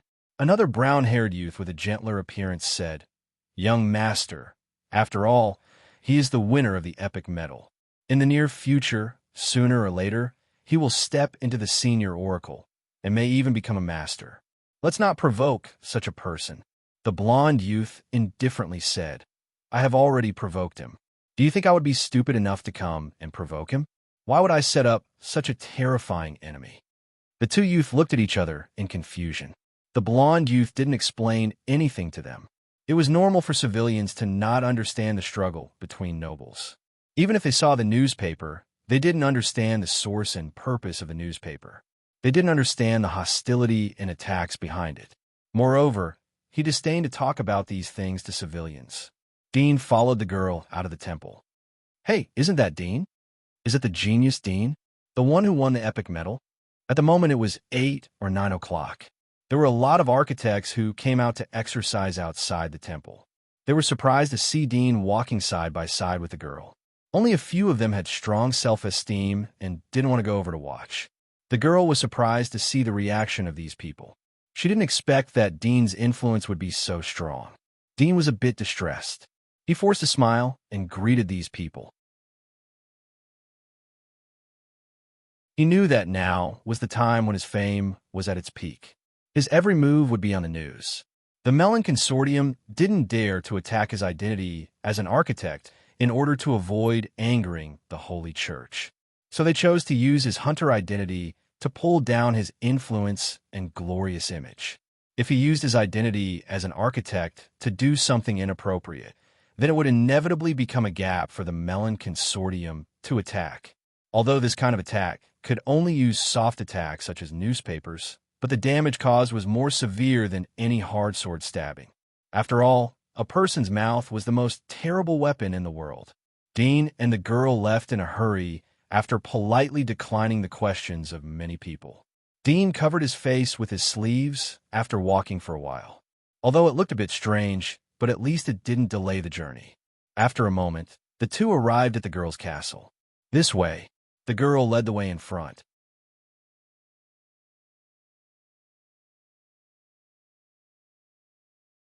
Chapter 308. Following the shady path in the castle, they came to a tower. The girl opened the door and said, "Please, my artifact room is on the second floor." Dean nodded. Both of them entered the tower and went to the girl's room on the second floor. The size of the room was the same as Dean's room, but the furnishings were different. There were metal materials, metal shelves, and several small metal furnaces. There were also various metal container models. There was a bookcase near the window. There were all kinds of metal faction books. There were Metal Faction Encyclopedia, Basic Mystery of Metal Element, Metal Conflict, and so on. Dean looked at the girl. "Do you have a carving knife? I'll carve the mold first." The girl was surprised. "Aren't you going to make a new cage? The mold should be very big. I have a saw." "A carving knife is enough." Dean said, "Your door is too small. I can only forge the steel columns and transport them back to my castle for the final welding." The girl was startled. That's true. There was a trace of disappointment in his eyes. He thought that he would be able to witness the process of Dean's new invention. He didn't expect that he would only be able to see half of it. However, everyone's invention was top secret. There was no way to defend it if it was plagiarized before it was registered in the temple. Dean noticed the disappointment on her face, but didn't care. He didn't need to show her the splitter's cage since they weren't related. The girl found the carving knife and handed it to Dean. Dean took the wooden bar from the shelf, held the knife in his right hand, and quickly cut it. The blade was not too sharp, but with his great strength, he easily chiseled a straight circular mark on the wooden bar. "Why didn't you draw the lines first?" The girl was surprised as she saw Dean start. She saw that Dean's carving knife was straight without the slightest crookedness. There was a trace of surprise in her eyes. She thought of Dean's identity as a wood architect. She couldn't help but sigh. There were rumors that the boy relied on luck, but his proficiency in chiseling models was difficult to achieve without countless practice. Dean chiseled out some models of different lengths. He had already conceived the shape of the splitter's cage in his mind. The girl quietly watched from his side.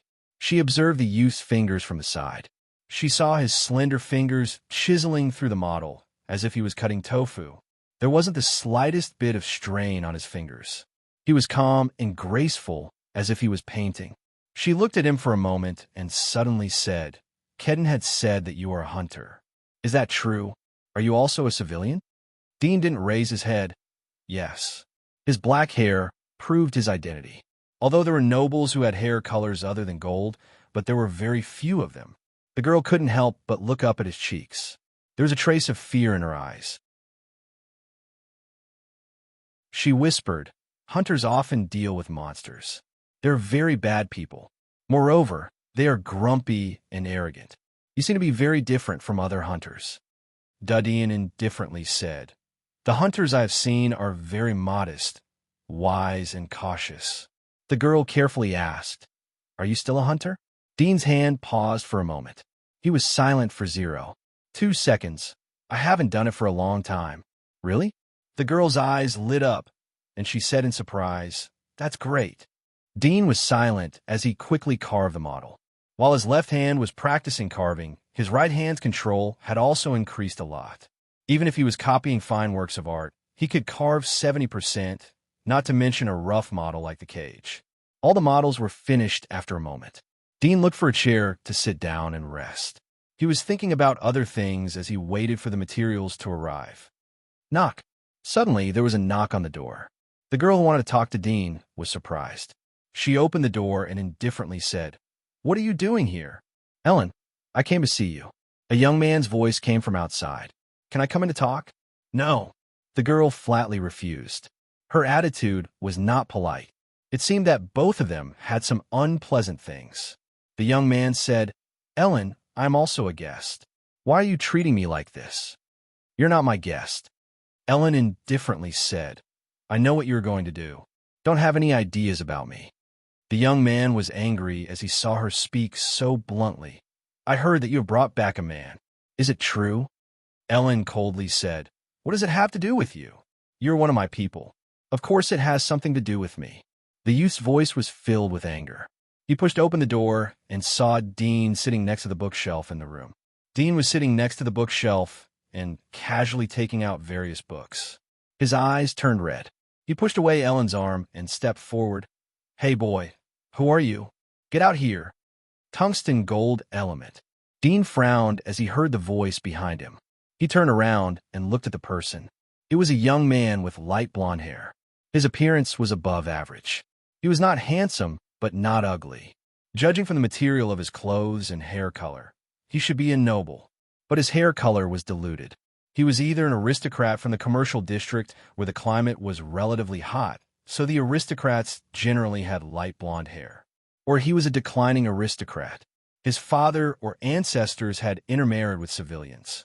With just a glance, Dean was able to see through the identity of the other party. This was not eyesight, but experience. Although I don't know what your relationship is, but you better not yell at me, Dean indifferently said. The anger on the young man's face didn't diminish as he saw Dean's appearance. Apparently, he didn't recognize Dean's identity. He was so angry that he laughed. He determined that Dean was a civilian from his hair color. Although it was extremely rare to see a civilian with pure black hair, but it was not much different from those brown hair pariahs. He coldly said, I'll say it again. Get out of here. In addition to the hair color, he also noticed the architect medal on Dean's chest. What element? Intermediate? What the hell was that? Shut up. Ellen, who was standing next to him, hurriedly scolded him. Apologize to Mr. Dean. He's my guest. You, as a noble, if you continue to be so barbaric, I will go to the shrine and report you for interfering with my research. Research? I think it is a research between a man and a woman. The young man's face turned red as he saw Ellen defend Dean. Ellen's eyes widened as her face turned red. Her voice trembled as she said, You say it again. The young man knew that he had said it when he saw her appearance. There was a trace of regret in his heart, but as he thought that there was an outsider sitting in front of him, the regret was replaced by anger. He shouted at Dean, Brat, get out of here. Dean looked at him, slowly closed the book and put it on the table next to him. Bang! Just as she put the book down, her body flashed out like a phantom. In the next moment, a gray figure suddenly flew out from beside Elin and collided with the door behind her with a bang. It was the young man from before. Dean took the second step and appeared in front of the young man who had fallen to the ground. He slapped the young man's face. The young man who was about to get up fell to the ground. The force of the slap was heavy. A few drops of blood splashed out on the spot, and 2 teeth covered with yellow dirt fell to the ground. You shouldn't continue to be presumptuous when I warned you, Dean slowly said. The young man was in pain. He turned to look at Dean. From this angle, he could see Ellen, who was behind Dean's shoulder. It made him realize how embarrassed he was at the moment. He roared and rushed towards Dean. Dean stood up and kicked him in the chest. He didn't look at him again. He turned to Ellen. You deal with this matter yourself. I attacked him because he offended me. Deal with your matters by yourself. Don't disturb me. He turned back to the chair and picked up the book on the table to continue to read as if nothing had happened. Ellen was startled. She couldn't help but show a trace of horror on her face. All of this happened in the blink of an eye. She didn't expect that the young man who knew simple fighting and horsemanship would be defeated by Dean in an instant. Was this the power of a hunter? Was this the modesty of a hunter? At this time, she heard moaning outside the door. She reacted and hurried out. After all, the young man was a noble. She couldn't afford to offend him. The young man climbed up from the outside and saw Ellen running out. He felt that his dignity was gone. He rushed to the door and roared, I'm going to kill you. Don't.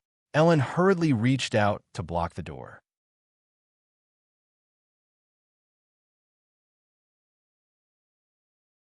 Chapter 309. The young man and Ellen turned their heads at the same time. The one who spoke was a fair-skinned young man, elegant and handsome. He wore a pure white robe, but what was different from an ordinary robe was that there were 2 black dragons embroidered on his shoulders. The youth who was about to get angry saw the 2 black dragons. His face slightly changed. Isn't he what element? How can he be here? You are looking for the wrong place. No, Ellen quickly replied. Mr. Dean is here. What do you want from him? The youth was startled as he heard Ellen's words. Suddenly, he remembered the medal on the chest of the youth who was sitting on the chair.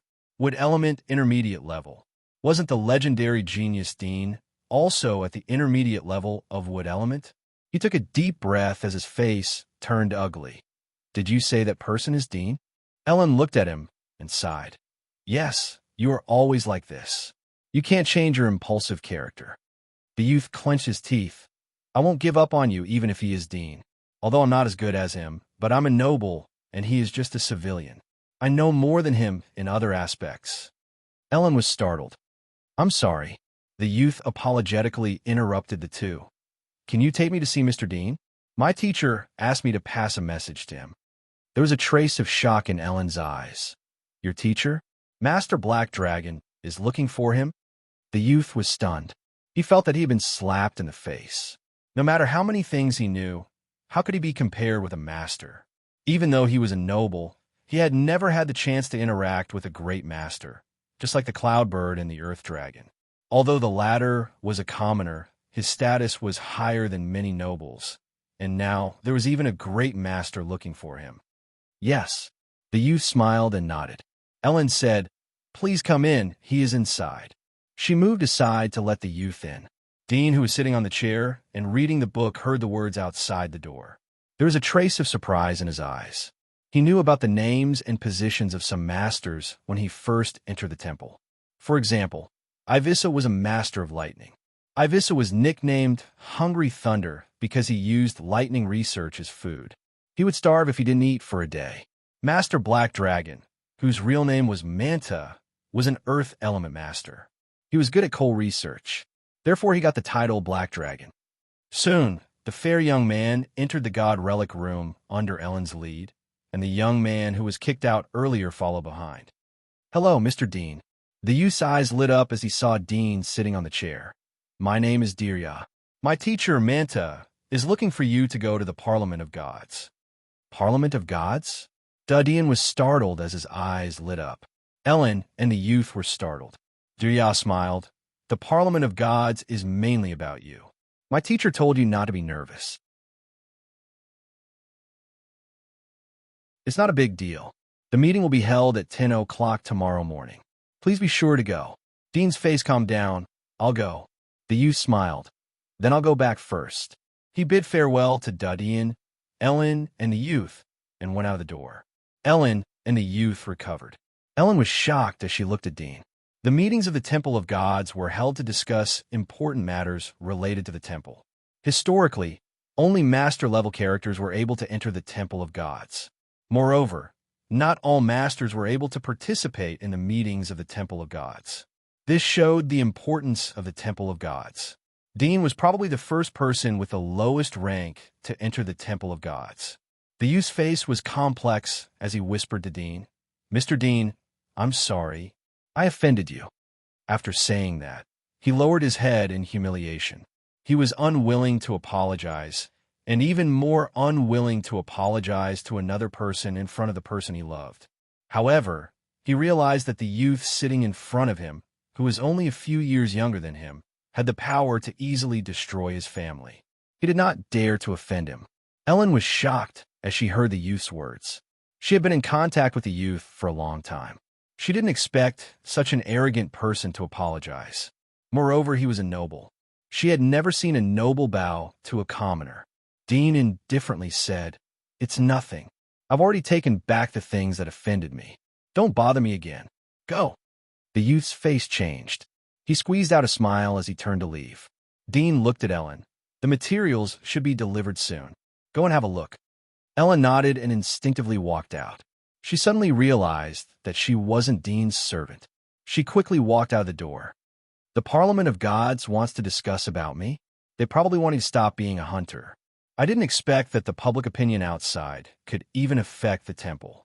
But to convene a meeting for such a trivial matter, they really think highly of me. Dean smiled as he put away the book. He got up and went to the furnace. He turned on the furnace and heated it up. The smell of tungsten steel had drifted over from outside.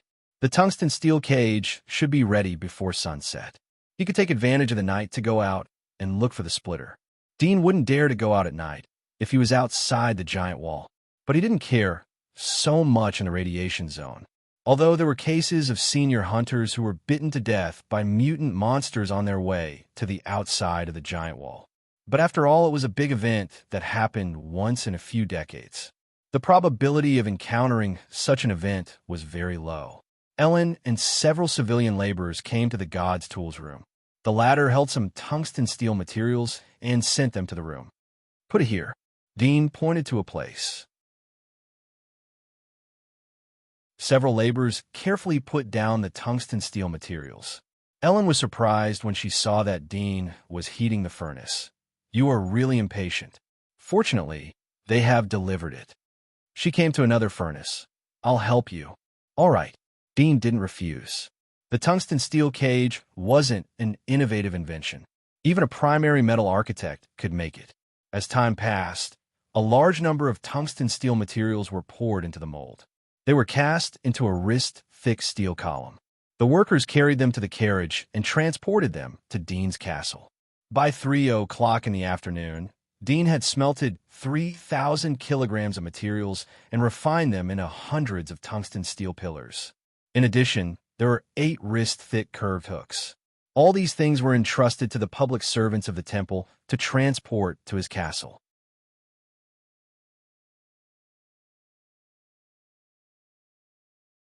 Chapter 310. The remaining 7,000 kilograms of tungsten steel had been sent to the castle by the time Dean returned to the castle. Dean told Nicholas to arrange people to put the tungsten steel materials in the waste field behind the castle.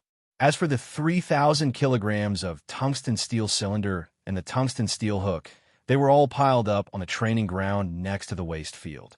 Dean asked Sergei and Jean to move the smelting furnace from the basement to the training ground. It was a small smelting furnace. It was about 3 meters high. He bought it from the market for more than 10 gold coins. Although 10 gold coins wasn't worth mentioning for him, but it was equivalent to 7 or 8 years of savings for civilians. Dean taught Sergei how to heat the furnace. He asked Nicholas to buy a batch of coal as fuel. In the era of electricity, steel welding was done by iron and fire. "Master, why do you want to make such a big cage?" Jean asked curiously as he saw the length of the tungsten steel. Dean poured molten iron into the welded parts of the tungsten steel. "I'm going to hunt monsters outside the giant wall. I'm going to use it as a trap." Sergei laughed. "You are willing to spend a lot of money. The cost of these things isn't small." Dean didn't reply as he focused on welding. The tungsten steel cage was finally formed after an hour. It was a square and 6 meters long. Considering the terrifying growth rate of Splitter, Dean deliberately made it twice as tall as Splitter. It was enough for a short period of time. Dean engraved the model of the chain. He melted the steel in the furnace. After a moment, 8 thick tungsten steel chains came out of the furnace. White smoke billowed out of the cold water. After cooling down, he connected one end of the chain to the tungsten steel hook and the other end to the cage. In the blink of an eye, all 8 directions of the cage were connected to the tungsten steel hook and the tungsten steel chain. Sergei and others were amazed as they saw the shape of the cage. At the same time, they were curious about the monster that Dean was going to hunt. Dean called the carriages. The carriages were prohibited from entering the main streets of the commercial district. They could only travel in the suburbs of the commercial district. There were different sizes of carriages. The largest one was an adult mammoth carriage. It was 7 to 8 meters high. Sound horn mammoth was a domesticated animal. It was used by humans like horses. Its fierce nature had been tamed and erased from generation to generation. It rarely attacked people. Nevertheless, the sound horn mammoth carriage was still prohibited from entering the main district. The first reason was that it would get out of control and trample on pedestrians. The second reason was that it was easy to damage the street surface. Dean asked Gwyneth and Sergei to move the cage to the carriage. He used more than 10 rough ropes to fix the cage and cover it with a huge black cloth. At the moment the sun was setting and the sky was dusk. Dean didn't bring Sergei and the others with him this time. He sat alone in the sound horn carriage and left the castle. The coachman was a middle-aged man in his 30s. He was wearing strange clothes. He wasn't holding a whip but a flute in his hand. He was gently playing the melodious flute along the way. Dean asked and found out that the inside of the sound horn mammoth was hollow. It had a strong sound recognition ability. The main way to control it was through the flute. Dean chatted with the coachman. Although the latter was just a small coachman, but he benefited a lot. The sound horn carriage arrived at the fort by nightfall. "Mr. Dean, this is as far as I can go." The coachman stopped playing the flute and said to Dean. Dean nodded. It was too easy for the sound horn mammoth to leave footprints outside the fort. Barbarians would be able to track it. Moreover, it was easy to fall into the hands of the mutated monsters in the radiation zone. After hundreds of years of breeding, this kind of mutated creature had lost its fierceness and attack ability. It would become the biggest piece of moving meat. Dean jumped out of the carriage, took out his silver eagle hunting medal, and handed it over to her. The guard checked the medal and returned it to him. He looked at the black cloth on the carriage. "What's inside?" "Hunting tools." Dean returned to the carriage. He lifted the black cloth and dragged the tungsten steel cage from the carriage. He put it on the ground. The weight of 3,000 kilograms was a bit strenuous for him to carry. The coachman was completely stunned as he saw Dean lift such a huge cage by himself. The guard next to him was also surprised. He looked at Dean vigilantly. There was a deep fear in his eyes. "Please." Dean grabbed the 2 tungsten steel columns in the middle of the cage and lifted them onto his back. He walked towards the darkness outside the fort. In the blink of an eye, Dean was more than a kilometer away from the fort. He sniffed with his nose to catch the various smells that were blowing in the wind. After more than an hour, Dean finally smelled a familiar smell. It was the smell of Splitter. His eyes lit up as he lifted the cage and walked towards the direction of the smell. It didn't take long for the smell to become stronger in front of him. Most likely the Splitter was there. He stopped and threw the cage on the ground. He shook his sore and stiff hands and took out the hunter's blood that he had scraped from his body last time. He smeared it on the hunter's armor on his shoulder. The blood had hardened and the smell was weak. He wrapped it with gauze to prevent the blood shell from falling off the armor. After everything was ready, Dean lifted the cage and continued to walk towards the hunter's location. Many mutated beasts in the radiation zone had come out to hunt in the darkness. In just a few miles, Dean encountered several strange mutant beasts, but they were easily killed by him. Dean suddenly smelled the scent of the hunter, and it was getting stronger and stronger. He immediately knew that the hunter had noticed him and was approaching him. His eyes were slightly cold, and there was a trace of nervousness in his heart, but more excitement. He put the iron cage on the ground and waited for the hunter to come. After a moment, there was a rustling sound in the darkness. A huge shadow jumped out of the cage. It was nearly 4 meters tall. Its whole body looked like a ferocious seaweed. All of its limbs were scythes or sharp blades. Every part of its body was a weapon for attack. This terrifying body structure caused people to tremble in fear. There was a trace of surprise in Dean's heart when he saw it. He didn't expect that in less than a day, the little guy's size seemed to have grown a bit. Wasn't this growth rate too fast? Splitter stood in front of the cage. There were 2 emerald eyes in the middle of its body. It was staring at Dean. Dean was nervous as he couldn't figure out the behavior of the monster. He could only hide in the cage if it attacked him. As time passed, Splitter slowly moved around the tungsten steel cage. Dean was relieved as he saw this. He grabbed the tungsten steel cage and dragged it towards the abandoned building. Although he could lock Splitter in the cage, but he may not be able to drag the tungsten steel cage and its weight. It was inevitable that people would notice it if it was imprisoned in the wilderness. The abandoned building was an excellent hiding place. Splitter was surprised as it saw the cage being dragged. It retreated a few steps, but quickly reacted. It looked at the cage from behind. From time to time, it would raise its scythe arm and cut the cage. Dean was a bit scared as he heard the clanking sound.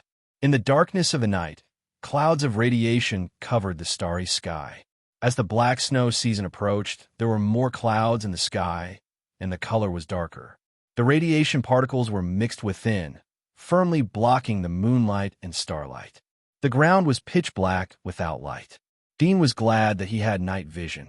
Otherwise, he wouldn't be able to escape from Splitter's cave in the era of electric light.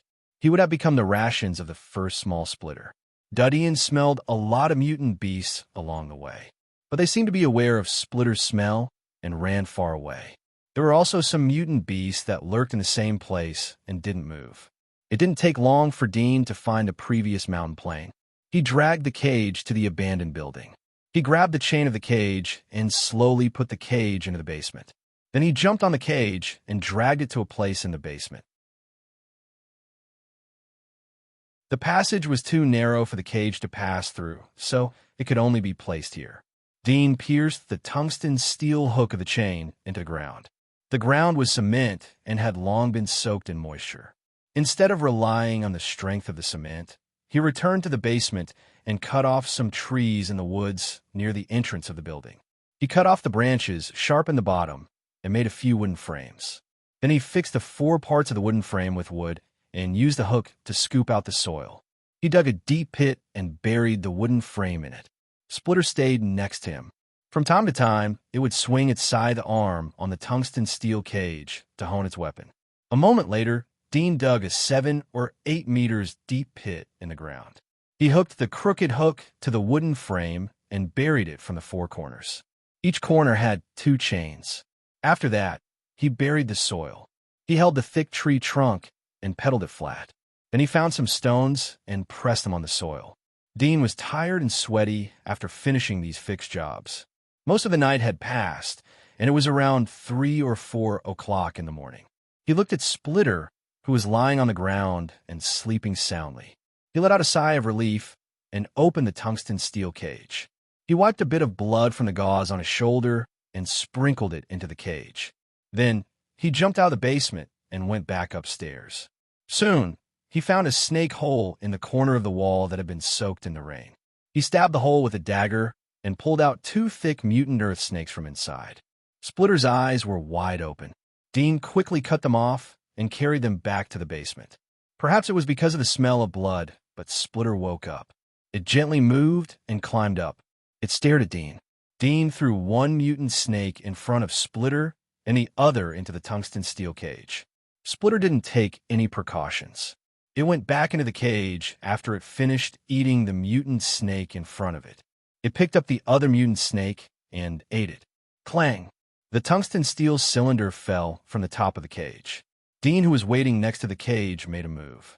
He put the hook on the bottom of the tungsten steel cylinder and locked it tightly. Splitter looked back as it heard the sound. It saw that the cage was sealed. It roared in a low voice and waved its scythe arm to cut the cage. Dean heard its anxious cry and slowly retreated. At the same time, he paid attention to the place where it cut the tungsten steel cylinder. There were only shallow scratches. His heart was relieved and his face showed a smile. He didn't expect everything to go so smoothly. He thought it would take a lot of effort, but now it was done in one night. Squeak! Splitter screamed impatiently. It attacked the tungsten steel cage with all its might, but it didn't have any effect. Its body struggled fiercely inside the cage, causing the cage to shake slightly. The 4 corners of the cage were stretched taut, shaking slightly, causing the soil on the ground to crack slightly. Dean frowned as he saw the scene. He put away the plasma shell on his shoulder and left the basement. After a moment, he came back again with a boulder that weighed more than 1,000 pounds. Bang! He pressed the boulder on the ground where the chains were connected. Splitter was still violently struggling. The other 3 chains were still shaking violently, but the 2 chains that were pressed by the boulder were motionless. Dean went out again and brought back another boulder. He pressed it on the other corner of the cage. He went back and forth a few times until the 4 corners were pressed by the boulder. Dean had an inexplicable feeling as he saw Splitter roaring anxiously. It seemed that Splitter was asking for help. He couldn't help but sigh as he turned away. He found some leaves to cover the entrance of the basement. He followed the smell and went to the wilderness to hunt several mutant beasts. He brought them back to the basement and threw them into Splitter's cage. Splitter saw the food as it stopped hitting the cage. It lowered its head and ate the food. It didn't take long for several mutant beasts to be eaten by it. It roared as if it had recovered its strength. It continued to hit the cage. Dean turned and left the basement. He looked at the sky outside. There was a touch of dawn. He didn't expect the night to pass so fast. He thought of today's meeting with the Council of Gods. His eyes flashed with a cold light. He returned to the fort along the original path. This time, he was going to sneak into the city. If he was going to enter the city, then he would have to show the certificate issued by Jing Shou as a hunter, regardless of whether he had been to the giant wall or not. Dean didn't return to the castle. He took off the hunter's armor and went to a pub to eat and drink. He washed his hands and left. He rented a carriage and went to the Temple of Elements. Fortunately, he was prepared. He didn't wear underwear under the hunter's armor, but a coat. The carriage arrived at the mountain after a few hours. It was 8 o'clock in the morning.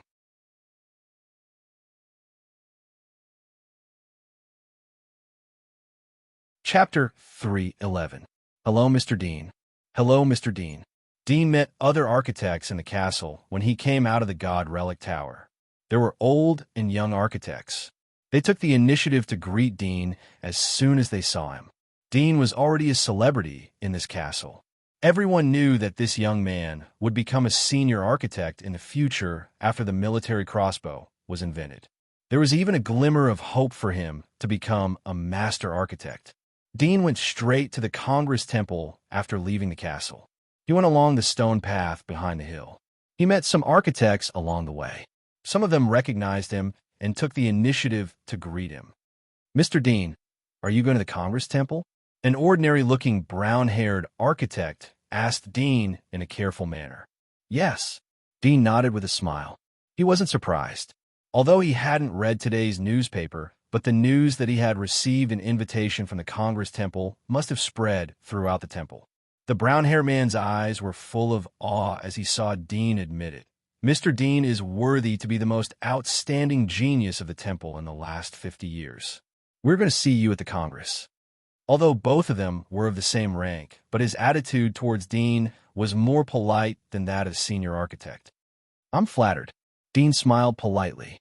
The brown-haired man replied, This is recognized by the temple.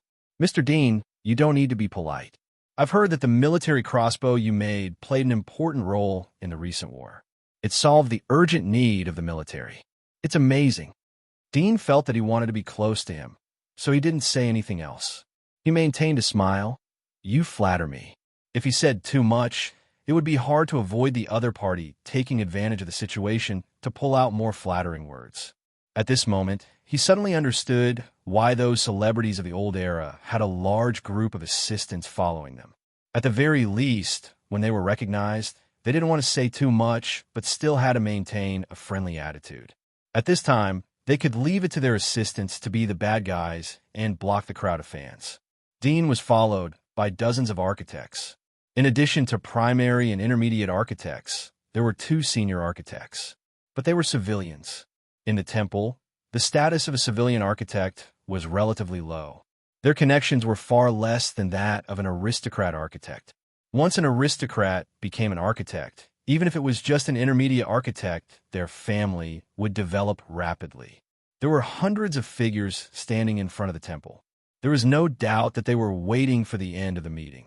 Outsiders were forbidden to watch the meeting, but once it was over, they would be able to see the summary announcement of the meeting.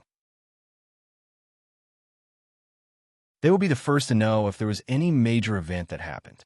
Dean's arrival immediately attracted everyone's attention. The previous brown-haired youth spontaneously escorted Dean and let the people in front of him make way for him. Dean passed through the crowd and stood in front of the temple. The god's servant at the door recognized Dean, but he still asked him to show his identity medal. After the verification, he respectfully invited him in. This was the first time that Dean had come to the temple. The temple was extremely magnificent and solemn. It gave him a sacred feeling that couldn't be profaned. He knew that this was one of the few places that could decide the fate of all the people in the outer wall. Dean stepped into the temple and came to the second floor of the conference room under the guidance of the maid. The conference room was rectangular and more than 10 meters long. The layout and color of the items in the room incomparably rendered the solemn atmosphere. There were 4 people sitting in the conference room. All of them were over 50 years old. There were some white hairs in their hair. One of them looked to be nearly 70 years old. He had white hair and wrinkled skin. His expression was incomparably indifferent. Several people who were talking to each other looked at Dean as he entered the council room. Dean greets the seniors. Dean took the initiative to greet them in a modest manner. A short and fat old man with a mustache stood up and said, "I didn't expect the genius in the rumors to be more handsome than I imagined." "Good, good." Another old man with a wide face laughed. "Dean, there is a small meeting today. Everyone hasn't arrived yet. You should wait for a while." Dean saw that there was no malice in the old man's smile. He nodded and stood at the side. The chunky old man didn't ask him to take a seat when he saw him standing. It seemed that he didn't do anything wrong. In their eyes, his identity wasn't enough to take a seat. If he took a seat, it would be a kind of disrespect. In some places, etiquette and rules were very important. They wouldn't forgive you just because you didn't understand it for the first time. After a moment, 3 more people arrived. 2 men and 1 woman. There were a total of 7 people in the conference room. Everyone is here. The last person to arrive was an elegant old man. He glanced at everyone and glanced at Dean, who was standing next to him. He didn't say anything but said with a smile, "This small meeting mainly talks about 2 things. The first is about the youngest genius in the history of the temple to win the epic medal, Mr. Dean." Dean's expression didn't change as he quietly listened. "Mr. Dean, please come to me," the elegant old man said to Dean in a friendly manner. Duddian nodded and stood next to him. "Nice to meet you. My name is serene." The elegant old man smiled. "Today's discussion is related to you. We know that you used to be a hunter before you joined the temple. I believe you have read the recent newspapers. Although the news about hunters is only published in the noble newspapers and the civilians are not aware of it, but your identity has been questioned by the nobles." Dean's eyes lit up. He knew that he didn't guess wrong. "Therefore, we hope that you can give up your profession as a hunter and become an oracle completely. Of course, if you want to learn other things or have other hobbies, such as music or poetry, we still welcome you. I heard that you are quite talented in poetry, and you have even been praised by Master Tiza. My granddaughter likes your poems very much." Cedron laughed. "Yes," the stout old man said, "you are still young. Being a hunter is too dangerous. If you meet with an accident outside the giant wall, it will be a loss for all of us. You should wholeheartedly replace God and spread the power of God," the 70-year-old old man indifferently said. Dean smiled. To put it bluntly, being a hunter was not a good thing. Music and poetry were arts that were deeply loved by the nobles. They could bring a better aura to the person's identity. So naturally he would support him. "All right," Dean simply said, "but you all know that I am indebted to the Ryan family. The New World Consortium founded by the Ryan family has rented a passage outside the giant wall. They haven't relied on hunting to get back their capital. So the Ryan family hopes that I will teach them some hunting experience and the situation outside the giant wall when they recruit new hunters. I will completely give up hunting when they don't need me anymore." "Humph," the 70-year-old old man snorted. "Nonsense. You are a dignified architect. How can you mix with such low-level hunters? They are all lunatics and half-demons. Haven't you heard of the saying, 'Eyes peep into the darkness and you will get used to it'? If you stay with them for a long time and deal with monsters for a long time, you will become as violent and cruel as the monsters. You should completely stay away from them. You should stay in the temple to study and purify your mind."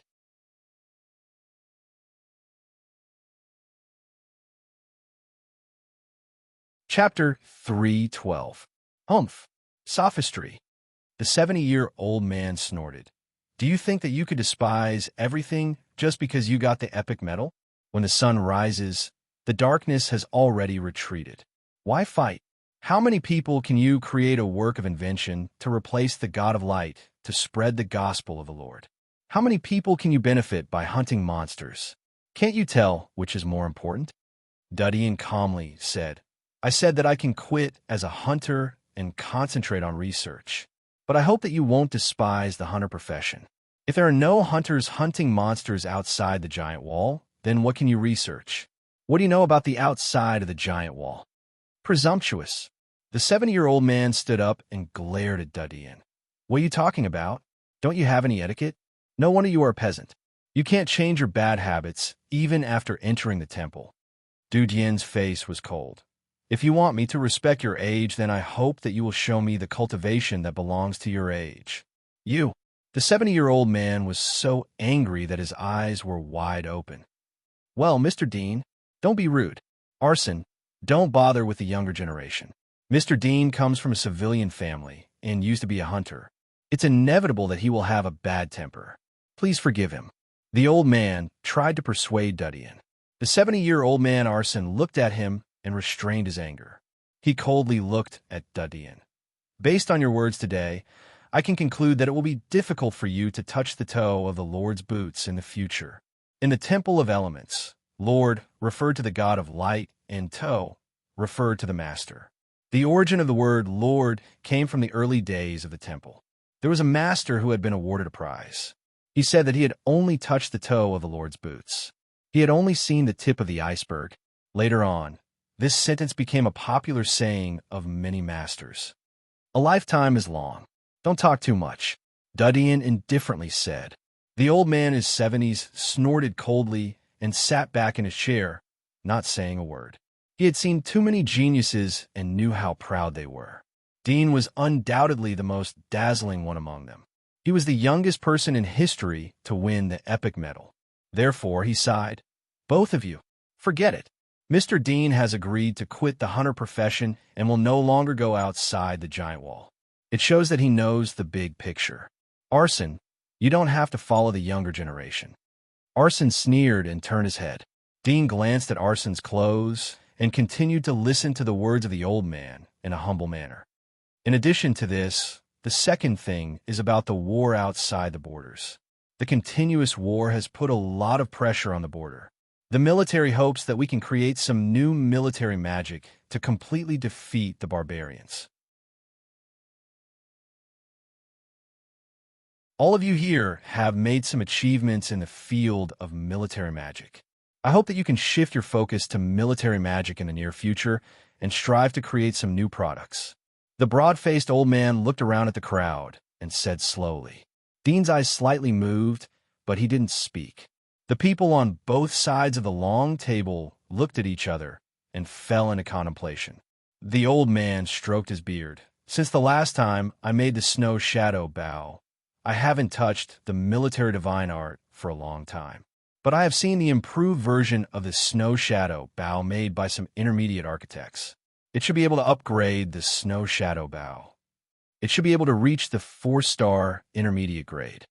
The old man smiled. 4-star mid-grade is enough. I didn't expect such a terrible weapon like the snow shadow bow to have such a significant improvement. It seems that your attainments in this area have penetrated deep into the bone marrow. I'm flattered. The old man laughed and waved his hand. There was a bit of pride on his face. The old man smiled and looked at Dudian. Mr. Dean, your military crossbow is very good. If you can improve it, then it will be very helpful to the situation on the battlefield. I hope you can go back and study it. Dean nodded. I will. Well, the meeting is over, the old man announced. Everyone got up, passed by Dean, and went out one after another. Some of them nodded to him as they passed by. Some of them didn't even look at him. They had their own pride as masters.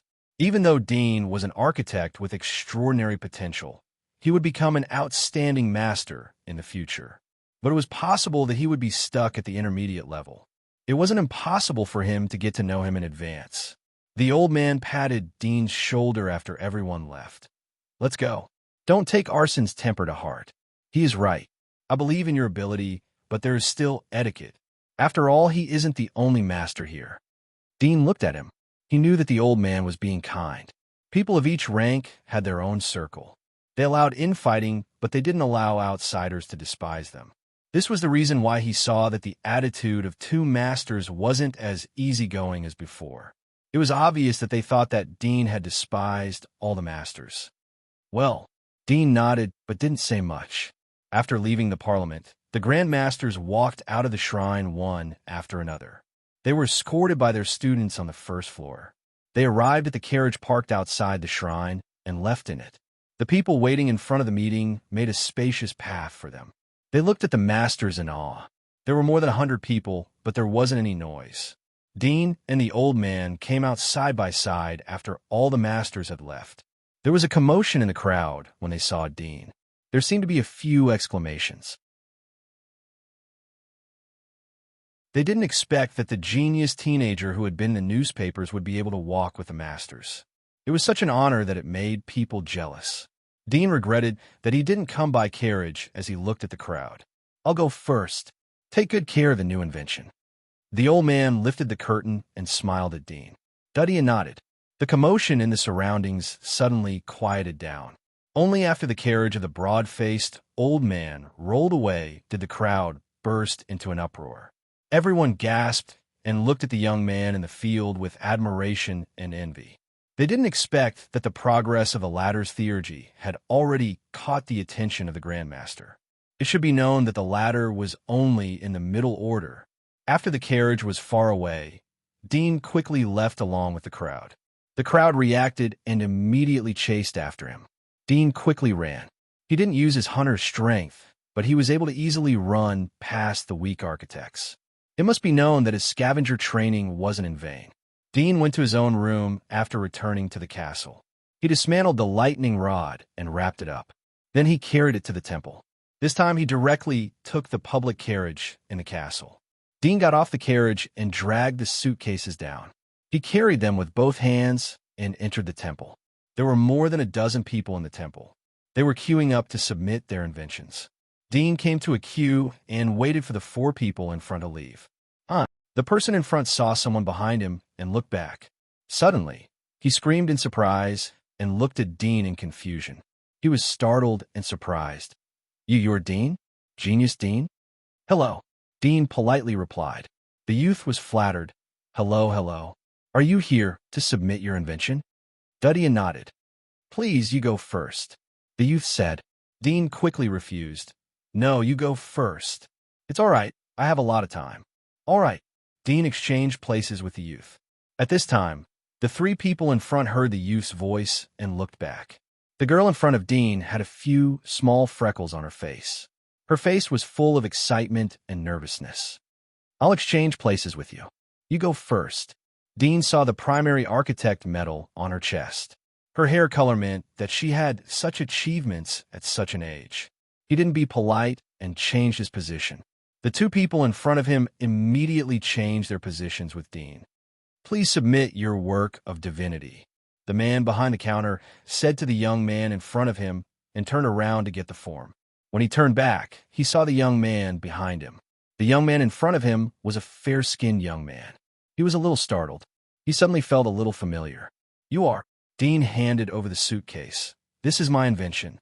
My name is Dean." He handed over another folder. "This is the design and assembly drawings." "Dean?" The woman behind the counter heard the name and suddenly remembered. She was pleasantly surprised. "It's you? Your new invention?" "Yes." The woman was a little excited, but she didn't know what to say. She took the suitcase and quickly handed out the form. She said happily, "Fill in the identity form, and then brand your medal on it." Dean quickly filled out the form and took off the medal. He printed it in a red powder box and then covered the form. Soon a metal pattern appeared with his name engraved on it. The review period is 1 to 3 days. It will be postponed by 1 day if there is a prayer day, the woman said with a smile. "Thank you." Duddian thanked them and left the counter. He thanked the 4 people who gave up their positions to him. He quickly left the temple and returned to his castle. The woman behind the counter didn't care about the rest of the 4 people as Dean left the temple. She picked up the form filled by Dean as well as the materials on the ground and went back to the small room. She came to a table and said to a middle-aged woman who was busy, "Sister Lily, this is Dean's new invention. It belongs to the genius Dean." Sister Lee looked up in surprise. "Is it his?" She took the form from the woman's hand. She was startled when she saw the metal stamp on it. "I know. You can go now." The woman nodded and left the small room after she put down the things. After she left, Big Sis Lee quickly stacked the suitcases on the ground and called a guard next to her. Carry these and follow me. Yes, the guard replied. Half an hour later, Sister Lee and the guard appeared in another castle and handed the suitcase to the staff behind the counter of this castle. The staff behind the counter saw the red mark on the suitcases. They knew that it meant priority review. They immediately sent people to the priority channel. The second floor of the 9th castle. Tea room. A slender woman was sitting in front of the piano. She was playing melodious music. The music was like a gurgling spring that surrounded the hall. There was a tea table under the piano. Abyssal took the tea from the table and poured it into the empty teacup in front of him. It was an old hand that picked up the cup of tea. The face of the old man was the same as Arsene who Dean had just met. Don't you think it's annoying? Arsene drank the tea. There was still some anger in his tone. You think that you will be a master in the future after getting the epic medal? Oof. Geniuses are always like this. Abyssal laughed. Arsene said in a bad mood. What genius? Which one of us wasn't a genius when we were young? Which one of us wasn't a genius to reach this step? Abyssal slyly smiled. Copenhagen wasn't one. He was 60 years old when he started as a primary architect. But he soared to the sky and entered the Hall of Master. That's an exception. Arsene rolled his eyes. How many of us are late bloomers like him? Look at the primary architects. How many of them are 60 years old and are still conscientiously studying the invention? Those who are in their 40s, have long been tired of the path of magic, bewitched by the music and music provided by the nobles in the outside world, indulging in worldly pleasures. These people are the vermin of a shrine. They should be expelled. It is indeed a long and boring road. There aren't many people like Copenhagen who have persisted for decades. Abyssal sighed. Arsene snorted. Everything is a failure if there is no determination. Like this kid. So what if he is talented? Arrogant. Untouchables are untouchables. They won't learn how to eat in silence. Abyssal smiled but didn't reply. At this time, the butler of the castle ran over and respectfully said, Master E, there is a new lightning invention in the temple. They want you to review and identify it. You're tuning in to the Warrior Lore YouTube channel. Don't forget to subscribe and join us on this journey to catch the most captivating stories.